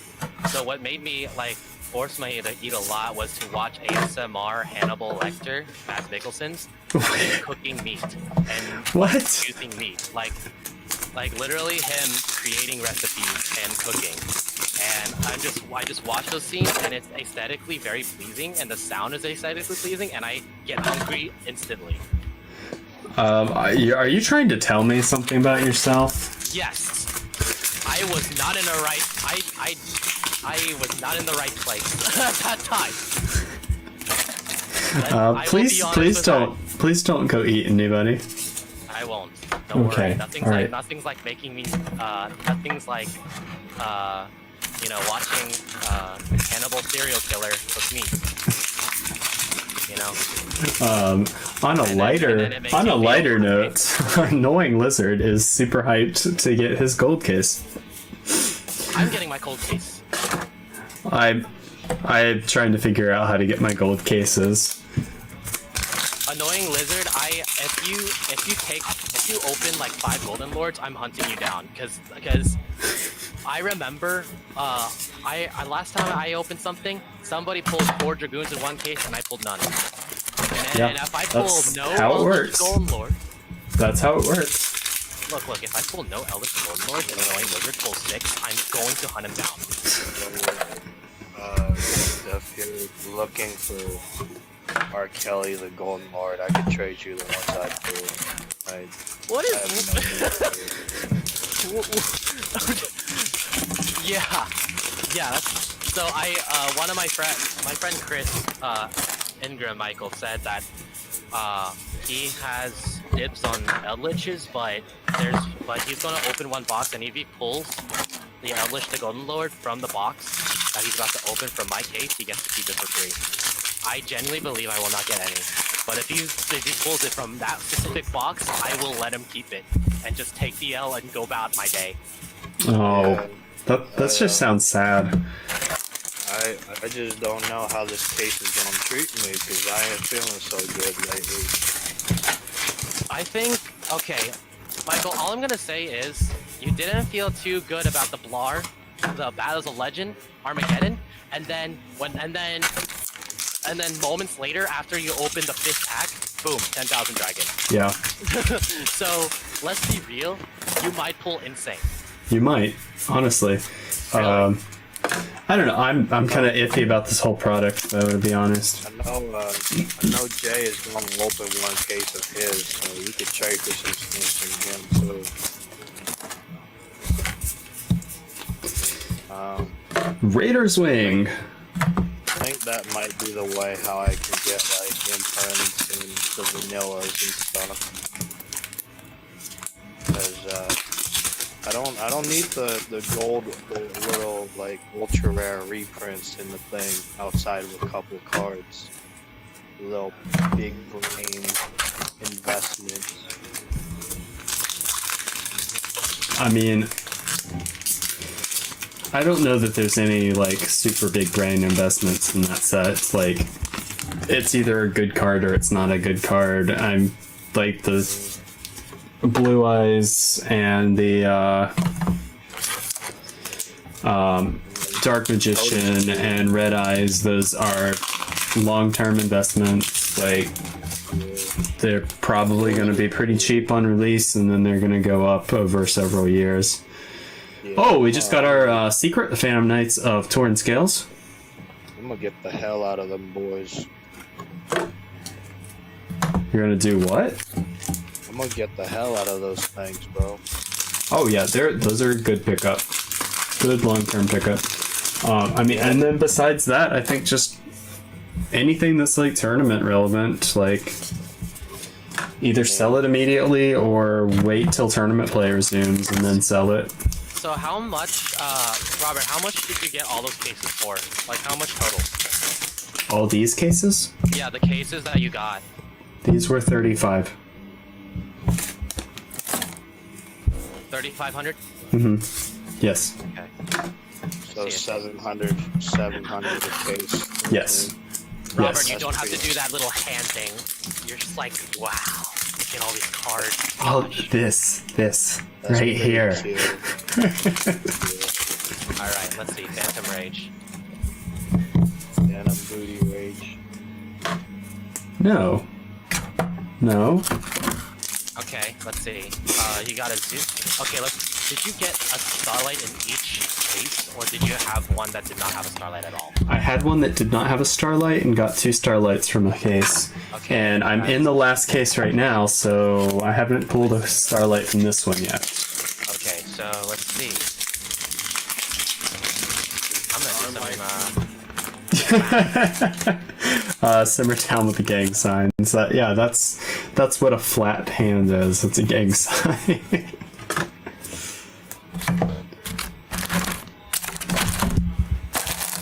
Alright, so there's a box down.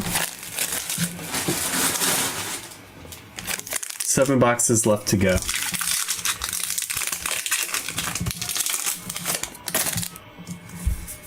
What are you looking up, Josh? What? I have no clue what that was. Anyways. Let's see what we get here. Feet. Yes, that's what I want to see, feet.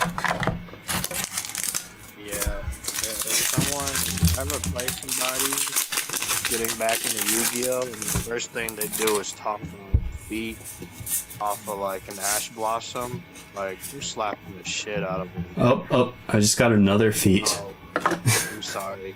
Sorry about the cussing. I didn't even notice it, but yeah, please don't. Like, somebody's gonna get smacked if they bring up that feet stuff. I mean, people like what they like, so.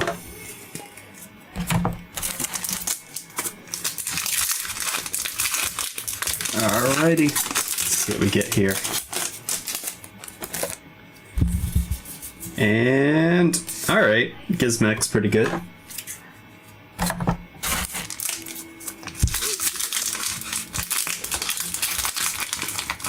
What's interesting?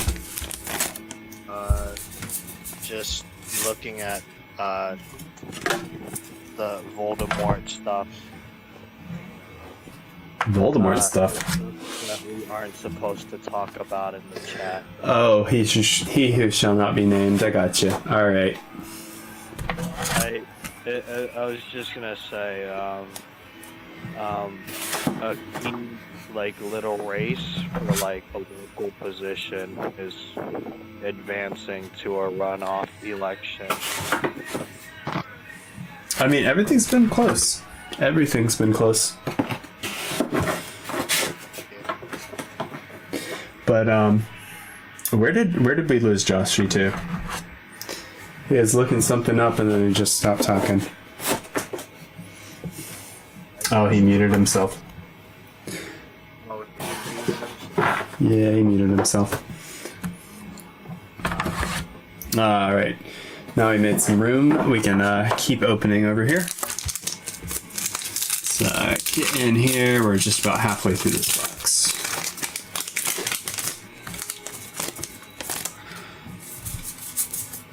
All right, and there's our secret. We got a dual avatar invitation.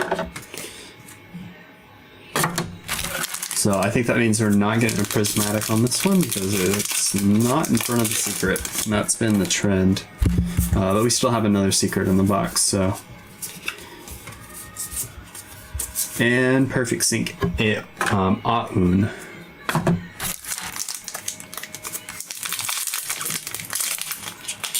Yeah, the feet fist is just weird. I gotta say. Odd little archetype.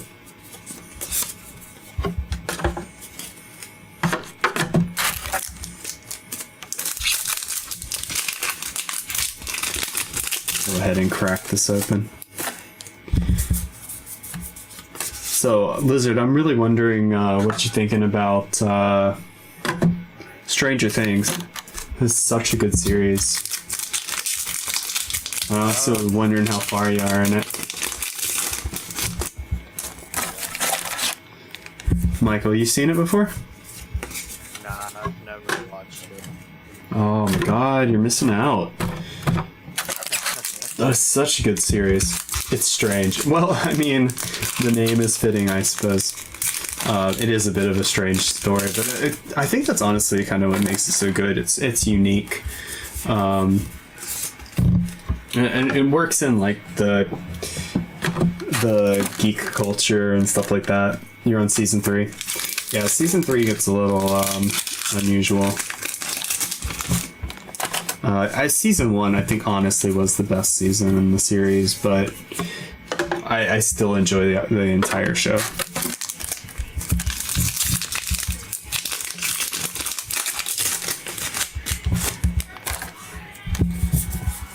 What else did I watch recently? I just recently binged something else. What? AA-ZEUS is for 390. Pizza is 329. Wow. The Alpha is sitting at a comfortable 324. If AA-ZEUS is at 490, then I got ripped off because I sold mine for like 390. Oh, 390. Okay, so it's dropped even further. Oh, that makes me sad. But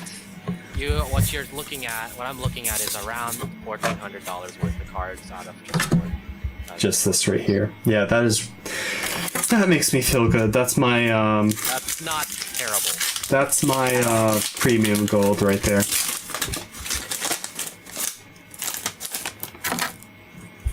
So I just have to actually sell it. I think I sold one of them. I'm not sure though. I haven't actually looked at the orders. I just saw I had one like really large order. So I think it's probably one of these cards. Wow.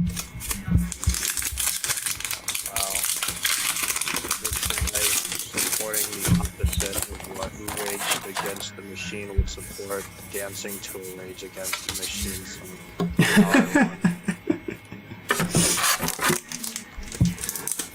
Let's see. It features exploding rats and grandma's eating fertilizer. Yeah, season 3 is a little weird.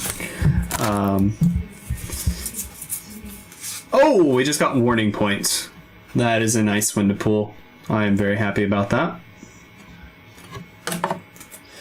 And I take it to mean that, or I take it we didn't get a Starlight in this box then, because we just opened both our secrets and haven't seen one.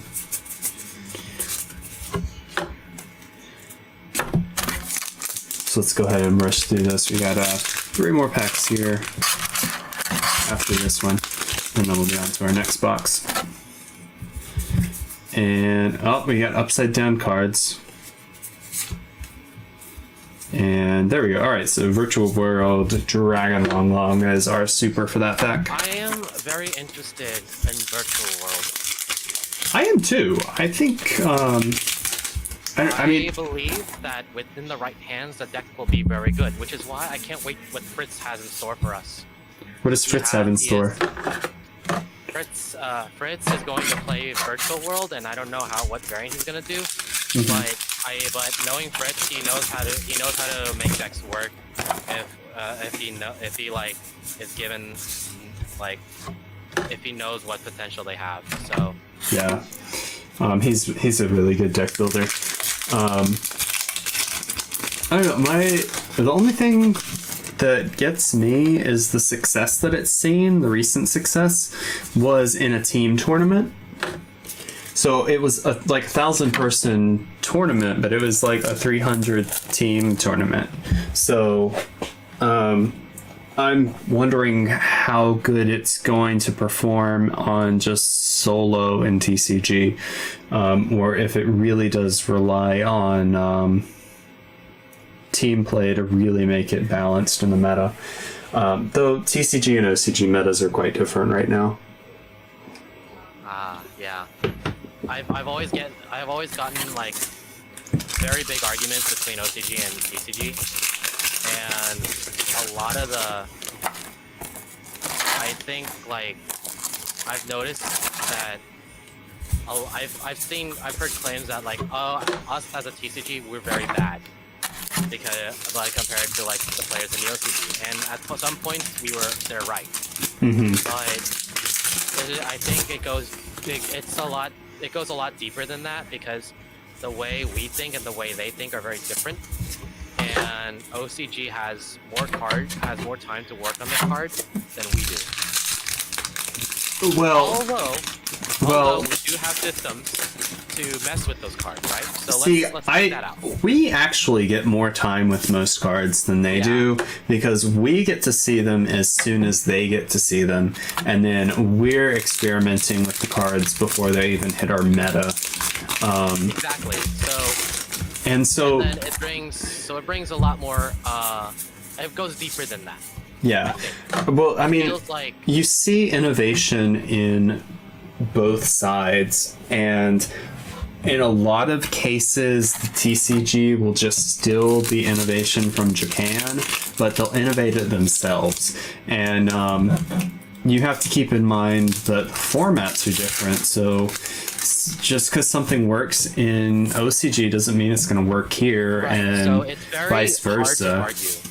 Yeah, I've had a lot of arguments about OCG being like, oh, and then there are people who use like there are those who have good points about it, where a lot of competitive players in various different games, like let's say like games like Street Fighter, StarCraft 2, like League of Legends. You notice how a lot of like whenever we go against those teams are teams and players, most of the time, those players from East Asia, like Korea, Japan, China, they come out on top more times than the West.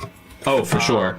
And to me, I believe that just goes down to the fact that they don't really care about. I think they're going to a point where they don't care about playing, or no, like winning or losing. They just care about playing the game and getting better at it. Right? Yeah. So that's why, and I think a lot of people don't have that mentality here in the West. That mentality. I'm not hungry right now, Dad. So the thing is that mentality. Like, for example, Kobe Bryant, right? Kobe Bryant didn't care about winning or losing. He cared about playing and getting better at the game. He considered winning and losing as learning. No, he cared about winning because he wanted to, because that's what he felt really preferred. But in an interview he stated that he also likes losing because it makes him realize like that he has much to learn. He himself is humbled by a loss, although he does his best to win. Do you see what I'm saying? Yeah, I mean, should be the mentality that you can learn from a loss is a valuable mentality to have. People that just get really frustrated with a loss tend to not be as good at. I'm looking at you, Fritz. Tend to not be as good at the activity because they're missing out on learning opportunities. So it's incredibly important.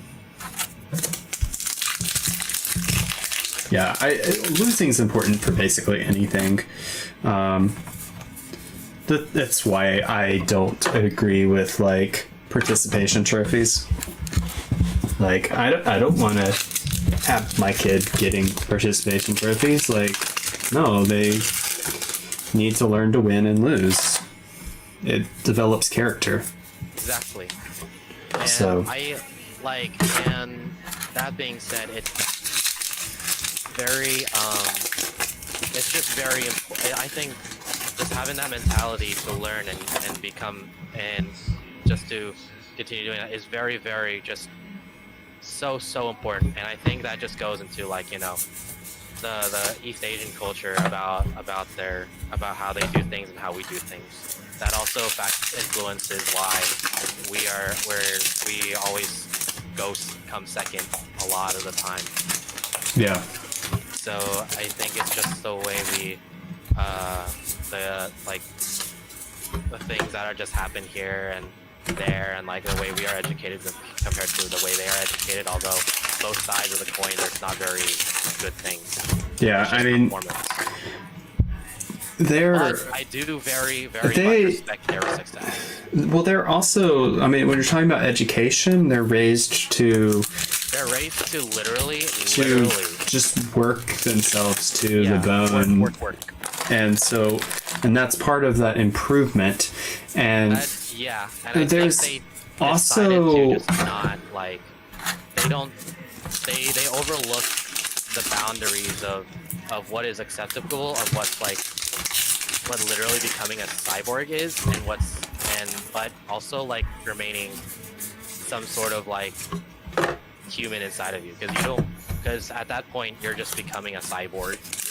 Well, work, and I think part of it also goes back to like traditional jobs and training in Asian culture, because like traditionally, like you would study something for years before you were ever allowed to do it. You would apprentice for years and years and years before you ever advanced to any point. And there's the mentality that you do something for years and years and years and years, and you're not a master just because you've done it for years and years and years, because there's still more to learn. And so they have that healthier mentality just kind of built in societally because of tradition. Like you see interviews with somebody and like their job is to make ramen noodles, and that's all they do, and they can make thousands of them in a minute, and they still say, I'm not a master, I've been doing it 21 years, I'm getting there, but I'm not a master. They glorify perfection to where it is incredibly dangerous. Mm-hmm, exactly. There's a difference between honing a skill or just feeding madness. Yeah, I've heard Asian parents say like, don't do anything unless you can be the best at it. Don't do anything unless you can be the absolute best at it. So unless you're the best in the world, you need to be doing something else. That mentality is absolutely toxic. And it is. But also, it leads to, you know, really getting proficient and perfectionist at things. We definitely don't have that mentality here. And so when you compete against that mentality is probably better equipped. Yes. Although, we've had our glory. The last time we've had a world championship was a guy named Sahabi Karadine from Canada. He played it. That was it all the way back in 2014. After that, it's just been East Asian champions. Yep. Although I do really love that. And most of the time we always come up second, or not even that. But it's very, very important that like I think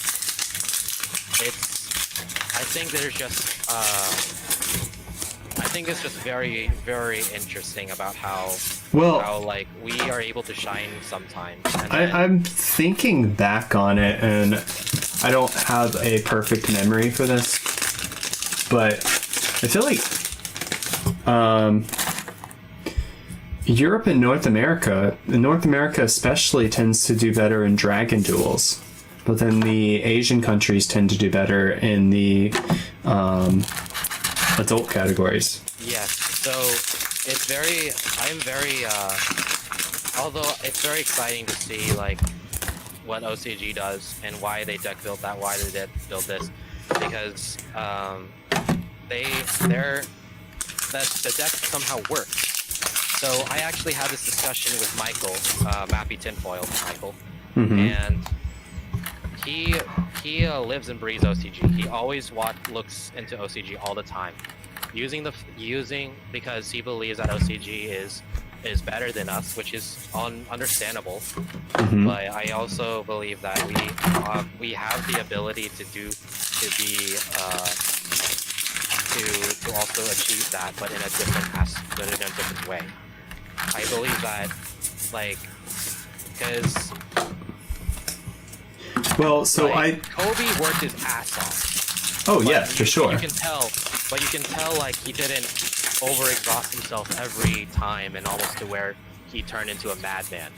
Yeah. As a matter of fact, he even glorified a bunch of like healthy practices as to what to control and be able to manage it. So he was able to, and he basically promoted very healthy habits, as well as getting better at said profession that you are trying to go into, and dedicating as much time as possible, because the mentality was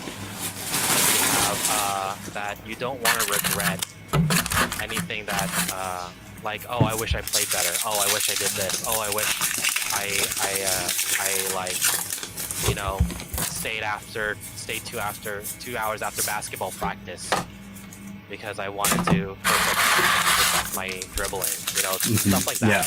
Yeah, exactly. And I think and which brings me back to the last point as to, I feel like a lot of the Western players don't have that mentality, which is completely understandable, because obviously there's a lot of factors into like dedicating a lot of time into Yu-Gi-Oh. So for sure. Like we obviously don't have 24 hours in a day. Half of it is dedicated to sleep, and 8 hours, like, at the very minimum. So that's exactly why. And it's just very interesting though about the divide between OCG and TCG. It's just very, very interesting. Yeah, I mean, I think there's definitely a place to study OCG. You absolutely should understand what's coming out of OCG and how it's being played if you want to be on a cutting edge as soon as new product is released. But you also have to look at it through the meta that we're in, and so you have to understand both if you really, really, really want to be cutting edge competitive. Yes, and that goes into like deck building, understanding how to deck build, like the ratios, understanding what other people's decks do.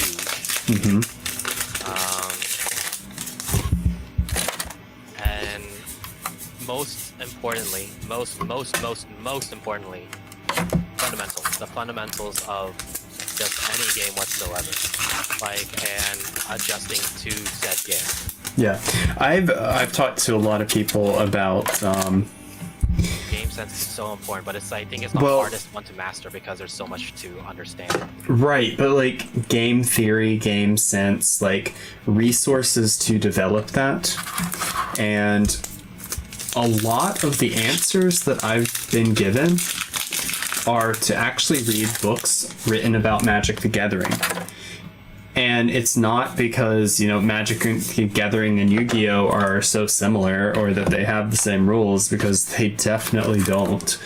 It's just the fact that MTG has been around longer, and so more has been written on it, but those same principles of game sense and strategy and understanding a game and reading a game hold true for any competitive game. And so even looking at, chess strategy, war strategy. It all can be interpreted and used in perfecting another area.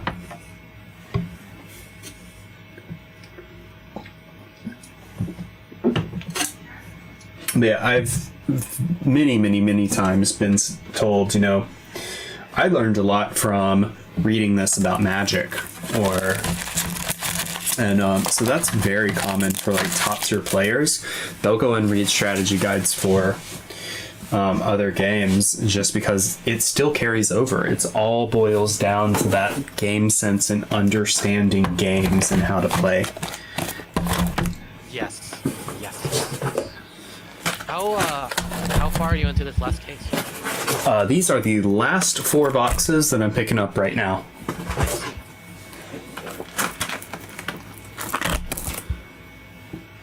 Let me see, I just realized something. I can turn that back on because I got it fixed. Alright, let's get this open. And get these cards pulled out.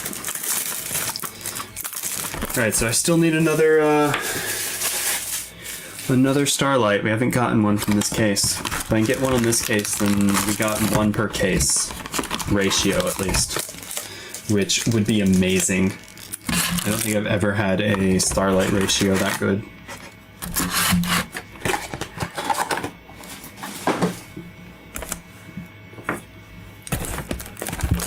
What if you get the Starlight on exactly the last pack of the last case? Well, I have definitely gotten the Starlight in the first pack of the first case, so it wouldn't be entirely unheard of. Can't count that out. Can't count it out. It's absolutely possible. I've got some Legendary Duelists I still haven't opened, even though I think I got all the rolls out. So there's a very distinct possibility there's a roll sitting underneath my desk.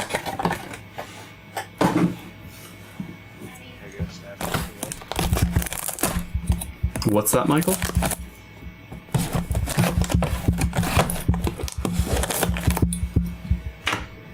Was he even talking to us? Anyways, yeah, that's the thing with these kind of products. The randomization, you really can never tell. Yeah. I think this set is pretty good. I think they should keep doing the thing where they put in a Starlight and then the 2 secrets. I think they're still good. I think they're gonna make a lot of money anyway if they just do that instead of replacing a secret with a Starlight. Because it encourages people to actually buy. Yeah, and even if you're at a store and the store owner opens a new box and you pick your booster pack and oh no, they got the Starlight, that means there's only 1 secret left. I don't want to buy from that.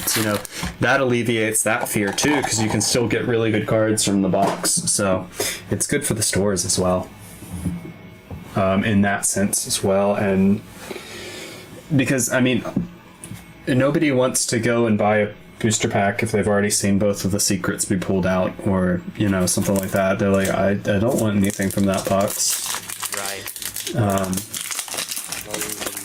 How do you feel about this new website called YGO Daily? I saw that advertised and I haven't actually clicked on it yet. The original pricing for a case was $6.30 and they raised it $15. But even with the 5% off code that works for the next 2 months, a case for $600 sounds pretty crazy. The other Starlights were pretty cheap too. That sounds like really good pricing. I know that one of their goals is to be cheapest on market. So that's kind of a lofty goal, and it means that their profit margins are going to be lower, but it probably also means that their scale is larger, because the more you're selling, the more you can afford to make less per product. Same reason Walmart can mark things off a penny for every single thing they sell. Think about it, that's billions of dollars lost. What's that? That would actually allow me the opportunity to like make a little money for myself. Yeah, I mean, I don't know. They're selling for $600. That's a lot cheaper than I'm getting the product currently. In fact, that's in the range that you would get from distributors, almost. Pretty close. Like, I would, like, I know that Troyes knows that, like, he's trying to, like, undercut Troy.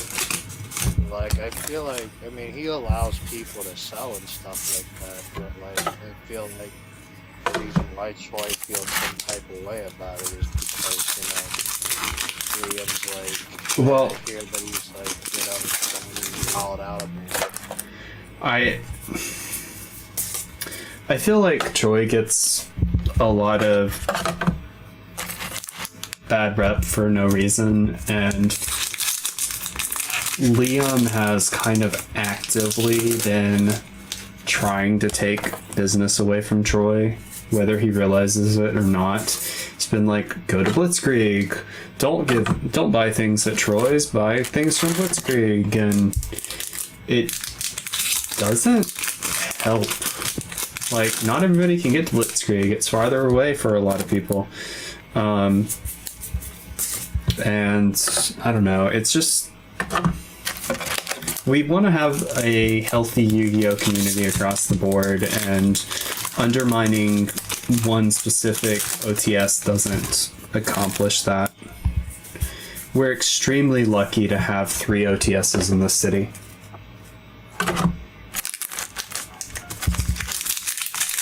Most have 1 at most, so.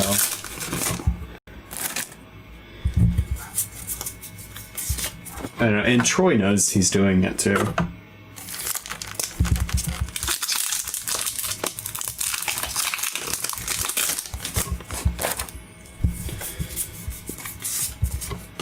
Troy actually made the comment to me the other day about it too,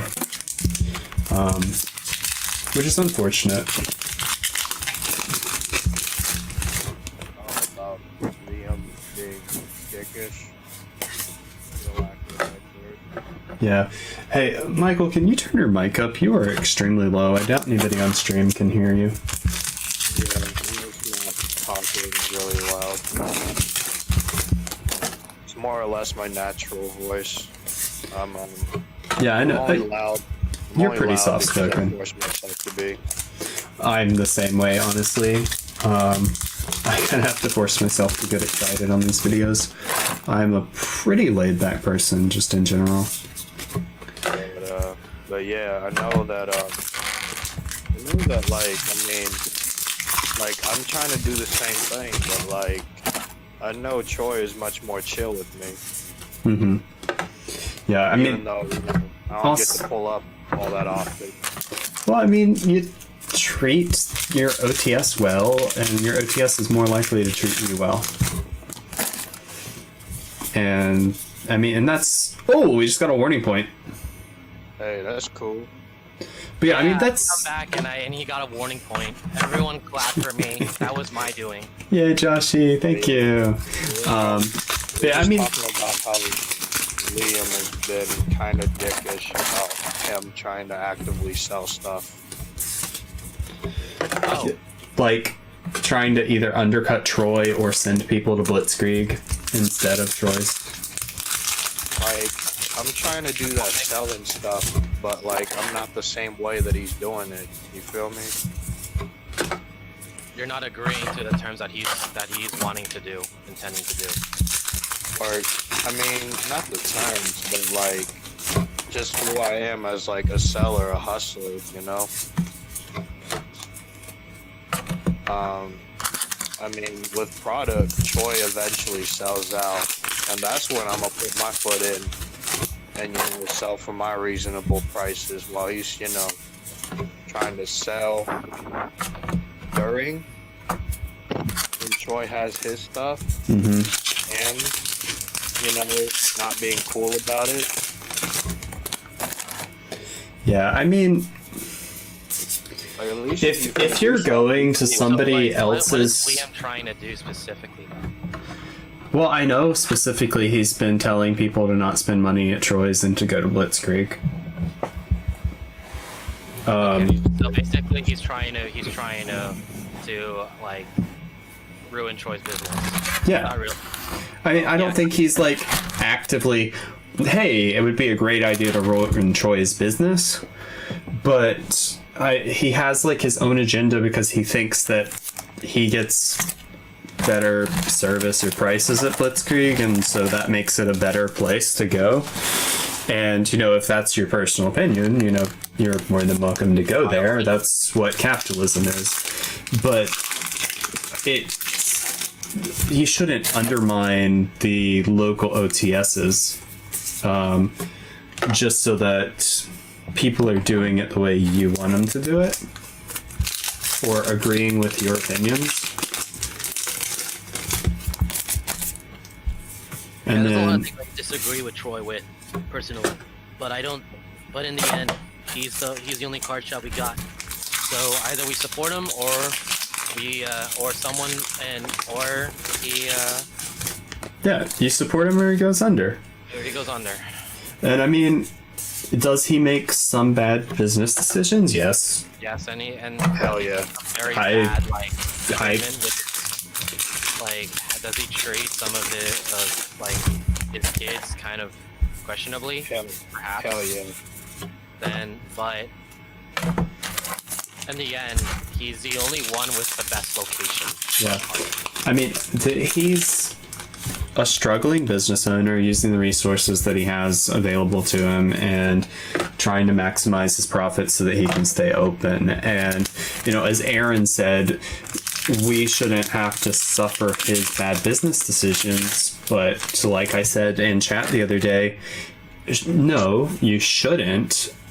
But that's how business works. If a business is struggling, they have to cut costs somewhere, or they have to increase prices, and he doesn't really have the option to cut costs. I mean, I just think he should just do a clearance sale and just, like, 50% discount on the stuff that no one wants. Honestly, yeah. Liquidating would help him so much. Literally, just offload so much of the bad junk that he had. He has a lot of worthless product in the back. I saw. There There was a case of Star Pack. A case of Star Pack. Goodness gracious, man. What? I saw a case of Star Pack in the old Legendary Duelist where they literally had nothing of substance in. Okay, I will say one thing. Star Pack, some of it's actually gone up in value because the star foils are the highest rarity of some cards. And I just don't think that he should hoard it and just keep it. Yeah. Yeah. Exactly. Discount it and get rid of it. Yeah. He wants to maximize profit, but he's not helping. It's not helping whenever the people don't want the profit, the product that he's trying to profit off of. Mm-hmm. And that just means it's just a rotting little thing. Well, I mean, but that also goes back to what we were just saying earlier in the stream. You know, profit comes with patience in a lot of cases. So, is holding on to. But is holding on to that product long enough for it to increase in value worth doing? Because he has so much product that he's got, like, storage locations dedicated to product. Actually, So he's spending money to keep some of that stuff. exactly. So he should just sell it off. Yeah. So it's kind of, you know, you have to weigh out the difference between a long-term investment and what you just need to turn into liquid cash so that you can get better products. Yeah, it's like Crossroads of Chaos special edition boxes that, like, I'm a 5Ds aficionado. Like, I would buy that stuff if it was actually reasonably priced. I think some of that stuff's actually really gone up in price, though. Like, some of that stuff's hard to find, so the fact that he's charging more for it, maybe you don't want to pay that much, but I think that's probably still a reasonable price. Do you know how much he's charging? Where he's coming from type of deal. What's that? It's the understand where he's coming from. Yeah. Although he still should be responsible for all of the stuff that's happening to him. I mean, he is. Partially, at least. Everything else is just like, you know, he's had people like, you know, steal from him. People steal from him like almost literally once every month. Mm-hmm. We have people who literally downplay him and literally are just discouraged, and people just discourage him from ever going there because, you know, there are people who are like, hey, is this store good? And then people are just like, no, don't go. Yeah, and that hurts a lot. And that's kind of what we were talking about, like Liam doing, like whether he's doing it intentionally or not, he's still undermining the only OTS we have in the center of the city, the only one that everybody can get to. And you know, Troy's had some bad luck, and you can't begrudge him his bad luck. Like, that's not his fault. Even though, yes, he could make some better business decisions, some of it's not his fault. Yeah, and even House of Champs kind of vouched for him. Oh yeah, absolutely. They were like, yeah, we've talked stuff from him before. Yeah, I've talked to him about Troy before, and he liked Troy, and he's vouched for the store. He's like gone in and bought bulk from him before and stuff like that. And so it's not just, you know, it's not just like one store out of many. It's, you know, it's the only store that really connects the entire Austin community. I know, because it's a centerpiece. Like, we can't. It's something that we don't exactly like, but it's something that but we can't like. We can't live without. If that makes sense. Yeah, no, it does. We can't really do anything about it because we can only do so much. Mm-hmm. Exactly. All right, we're down to the last 2 boxes. All right. Did you pull any good Did you pull any more Zeus? Yeah, I pulled, I think, 1 or 2 so far. I haven't pulled as many today. Let's see, how many do we have? We've gotten quite a few Arc Rebellions. I think we've gotten 2 warning points today. There's 1. That's another Arc. Another Arc. Oh, there we Gotten go. a few Alphas. Yeah, so 2 Zeuses and then a few Alphas, a couple warning points. So, still getting the value. Not bad at all. I just need to get this stuff listed before the prices go down too much.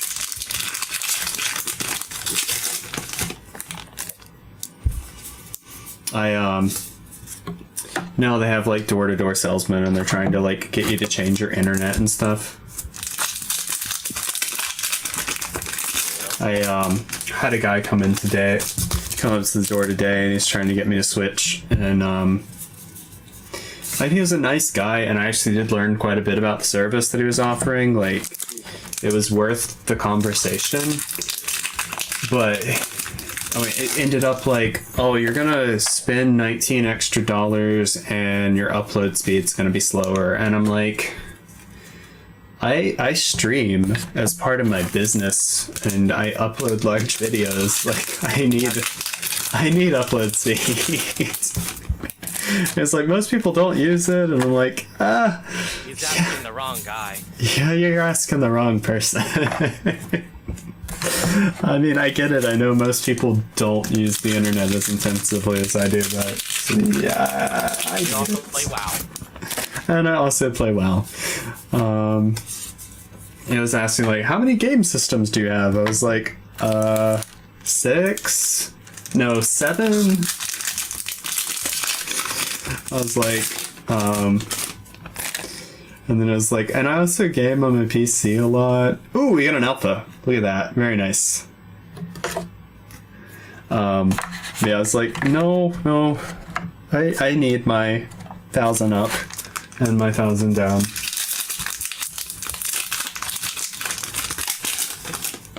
How many cold cases are you intending to order? How many what cases? Cold. 5. Yes. That's about 2K. Just a little. Or just a bit, almost. Not quite. You getting up to like 380 or something like that? I have to look. I don't remember. Gotcha. I'm not getting them as cheap as I think I should be, honestly. Which also makes me a bit nervous. I think my max would be around like 410 if they charge. I bought mine for 440. For 440 from who? From Troy? Michael's plug. Oh, okay. I'd have to look it up, honestly. I think I paid more than I probably should. If I'm going to be entirely honest with myself. Troy has the best pre-order prices out of everyone in the town. So, what did you have? He normally does, but I think he went up on this product, and I think it might have. I think he knew that people are gonna splurge on it. To be fair, he's really the only one that has product in town, if I remember correctly. Yeah, I mean, juniors get so little product. It's like ridiculous. Yeah, so I paid a bit more than I should have. That Henry got Rise of the Duelist, it got sold out in that same day. How Yeah, much did he get? he doesn't get a lot. Yeah, so I'm paying more than I should. I'm paying 480. Ah, okay, so choice price. Yeah. Too much, but yeah, it is what it is. I mean, it's something you can maybe sell sealed. I honestly am still really torn. I don't know if I want to sell it, if I want to open it. I think I want to sell it sealed. Because, like, if you sell one case or if you sell 4 cases at retail, you can open a case basically free just off the profit. Yeah. That's honestly what I want to move to. I want to eventually move into just selling sealed because it's guaranteed profit as opposed to potential profit. Although opening pack is fun though. Opening packs are fun, but like if I open 4 or 5 cases and then sell 100, that's a lot better for me. It's confirmed. It's confirmed profit. You don't have to rely on luck to get either. You don't have to gamble something. Yeah, but you get a stable amount of profit. the thing is with trading cards in general, people are willing to sell for almost no profit. You look at Pokemon, and after shipping costs, people are making under $1 on most of the product that they sell. And I don't know how you afford it. How do you afford to go out and buy, $10,000 worth of product and only make $1 on each unit? Each, for every $100, you only get $1 back. It's a really, really pitifully poor ROI, and that's kind of the way the entire card market works. If you want an investment that actually gives you good ROI, it is not trading cards. At least not if you're selling retail as soon as they're released.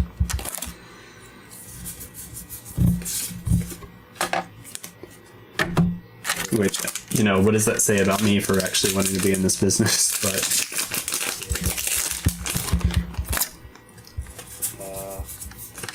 I know, doing numbers and math right now, if I were to sell, at a reasonable price with cases, if I were to buy 3 cases and sell 2, the 3rd case would basically be free for me if I were to actually go down that route. are you counting cost of shipment and free shipping is where I get my plugs. Well, no, I mean your shipping cost for you to sell it. Oh, I was probably gonna sell in person, most likely. Especially if it's like an in-demand set. So the thing with that is you have to know enough people that actually want to buy in person from you. And a lot of people that purchase these kinds of products pre-order them. So by the time you're pre-ordering yours from your hookup, they've already pre-ordered them from an OTS. And so you have to know even before your contact is placing orders how many people want to get the pre-orders in early enough. And I bet he's ordering basically the day the product's live on distribution websites. So you have to know really early how much you're ordering, how much you need, how much people want, and then you can't really leave overage or you end up with a lot of extra products that's just going to sit around and you're going to be losing profit on it. So it's the way to do it is to get it at distribution cost and sell it online. But then you're probably giving people free shipping, so you have to mark up the product enough to give free shipping, and you have to have enough to make the relatively small margins worthwhile.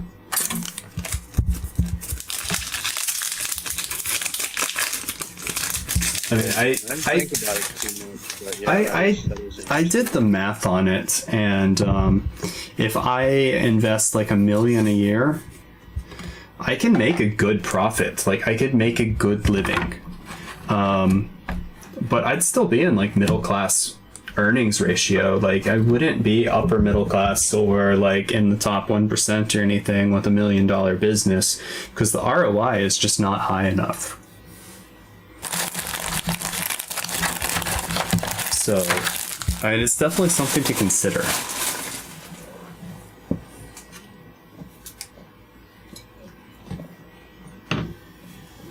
And I mean, that's just being entirely realistic with product cost.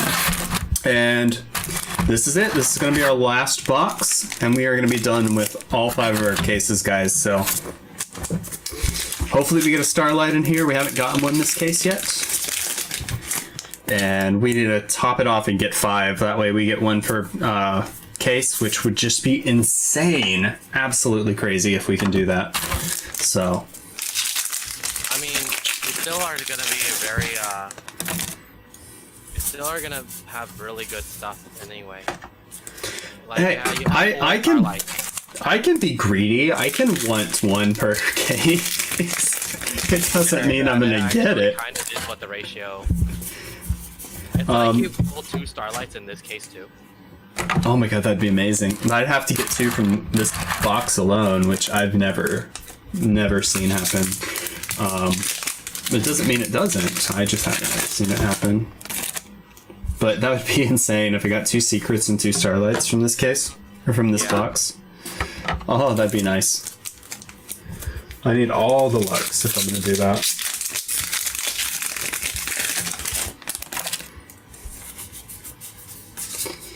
Alright, Tri Brigade Paris. Not a Starlight. How much have you eaten, Robert? I ate right before I went live, so 2.5 hours ago. Good. Because I was thinking about talking about food. But... Then I've got my ginger beer here. I love these things if you've never had them. They're so ginger good. Beers, I've heard good things about them. They're so good. It is. I've been told they are an acquired taste. They are a bit of an acquired taste. They've got some that are like standard strength, and then they've got some that are like extra strength. I would not start with the extra strengths. I would start with the sweeter ones, and then you eventually get used to it. And there's our secret for our first secret for that box. We're getting the Phantom Knights of Torn Scales.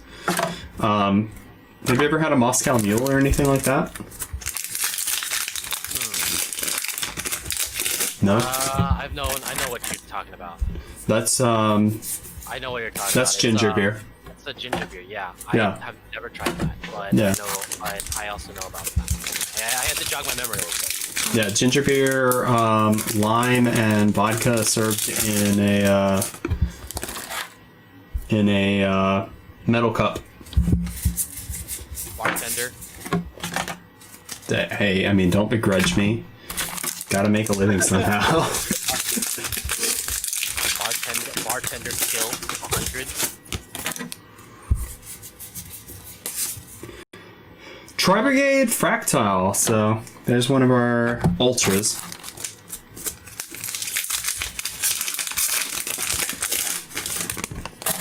Yeah, I think that's my next project, is to go and look at my entire card ratios and determine what cards they shorted me for the Starlights. Because I think that I got all the ultras and all the secrets that I was supposed to get. So I think they shorted the supers, which, if they did that for the entire set, it's amazing.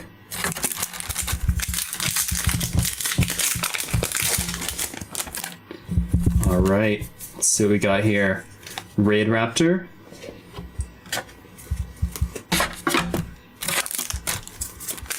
And, alright, we're right about the halfway point for this box, so. Alright, Mutant Arsenal.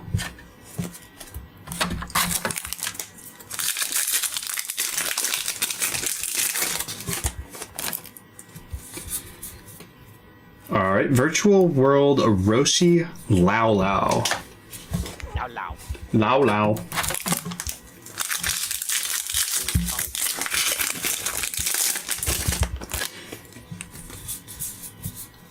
Alright, there's one of our ultras. So we just got the Mutant MO5.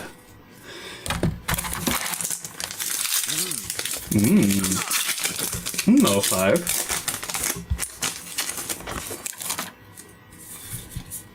UA Locker Room. Alright, Infernity Doom Archfiend. Maybe it's just because I've been playing World of Warcraft far too much, but that card's art reminds me of like a World of Warcraft boss. All these 5D sets getting some good. Oh, which ones are you talking about? Eternities, man. They go. 5Ds is popular, and they know it's popular right now. And alright, there is our Tri-Brigade Shurug, the Ominous Omen. So that is our second secret for the box. But that is a nice one to pull too. It's one of the higher priced ones, so. That's actually quite nice. I think you're still gonna come out on top regardless of how, because I think you pulled a lot of Zeuses. Well, so the Zeuses are about $800. So a little more than $800 worth of Zeuses. And Alpha? Alpha's about $500 worth of Alphas. Can you take those? Yeah, not bad. Virtual World Beast Juju. What's up? Virtual World Beast Juju. Juju.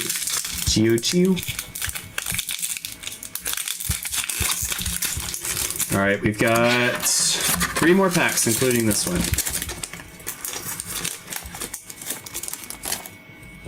And Dogmatica Ashion. That's not what I want to see. The price on this card is, it was like $1 yesterday. It's cents today. I think it's like 19 cents. It's the cheapest ultra in the set.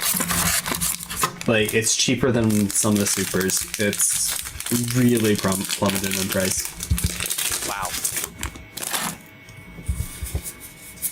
Alright. Overprinted? I don't think so.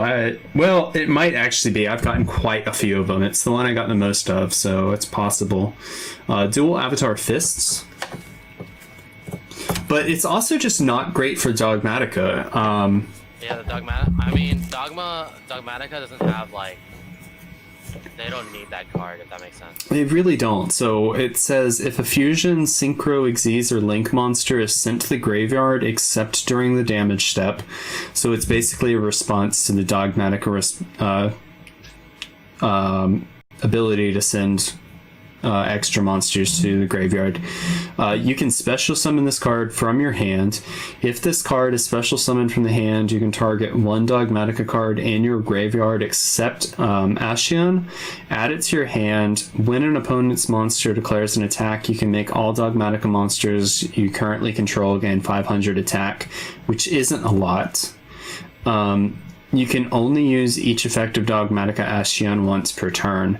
So basically you have to have it in hand, and you have to basically get off a Maximus combo or something similar in order to send extra deck monster to graveyard in order to summon this in the first place. And then all it really does is recur a Dogmatica from graveyard, which is a good effect. And then raise attack by 500, which is not a good effect at all. So it just doesn't do enough.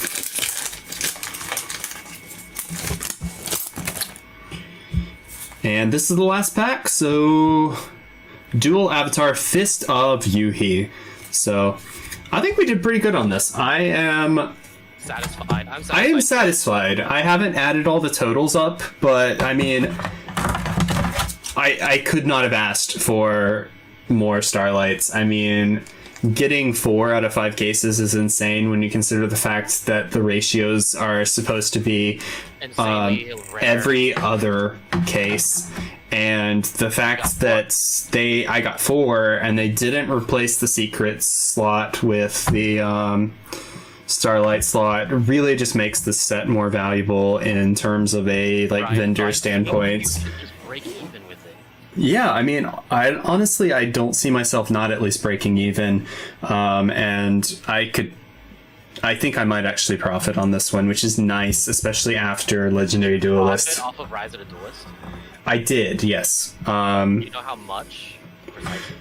Not exactly. And when I say I profited, it's a little bit of a lie because I'm still sitting on this guy. Yeah, so this is kind of my profit sitting in my hand. And I have this thing listed for like 300 something right now online, which if you're interested in buying it, check out my store in the description below. It's the lowest price on TCG Player right now. So yeah, it's but I did well on Rise the Duelist, and then when you take into the accounts that I still have some prismatics, because I still have that bad boy as well to sell. So once I move those, like, that's definite plus on my Rise the Duelist investment. Yeah. That's insane. Like this box is insane. Yeah, well, this case wasn't as good as the other ones, but these 5 cases were really good. Like, you pulled really good in this set. Well, Despite the fact that it wasn't as good as Rise, and it wasn't as good as Edco, I believe. Yeah, I mean, those were just really good, but just for the simple fact that they were underprinted, and that was right after people got their Trump bucks, and the market was still just in crazy Rise mode. Now we're kind of in a very settled simmer down mode, and so that's what's really going to hurt on this product, because if we were still in that Edco Rise the Duelist price range, or that Cecil price range, we would be like seeing crazy profit on this product, and that would just be amazing, but it's just not the case right now. But I think even with the prices as cool as they are right now, that we're still going to see profit on this. So I think we're in a good place. And let me actually check one thing before we wrap up this video. I'm going to see just how many sales I've made today since starting to list. Let's see what TCG Player says. Oh, by the way, I have not said this in my videos, but TCG Player has an 8% bonus bucks on all singles right now. So make sure that you check out TCG Player if you want to catch that deal, because 8% is just about as low as they go. It's a 24-hour flash sale, so it's almost over. But again, you can also support the channel by using our link in the description below for our affiliate. So what's the 8% like actually? So let me I'll look at the details, but I think you basically just get 8% credited to your account.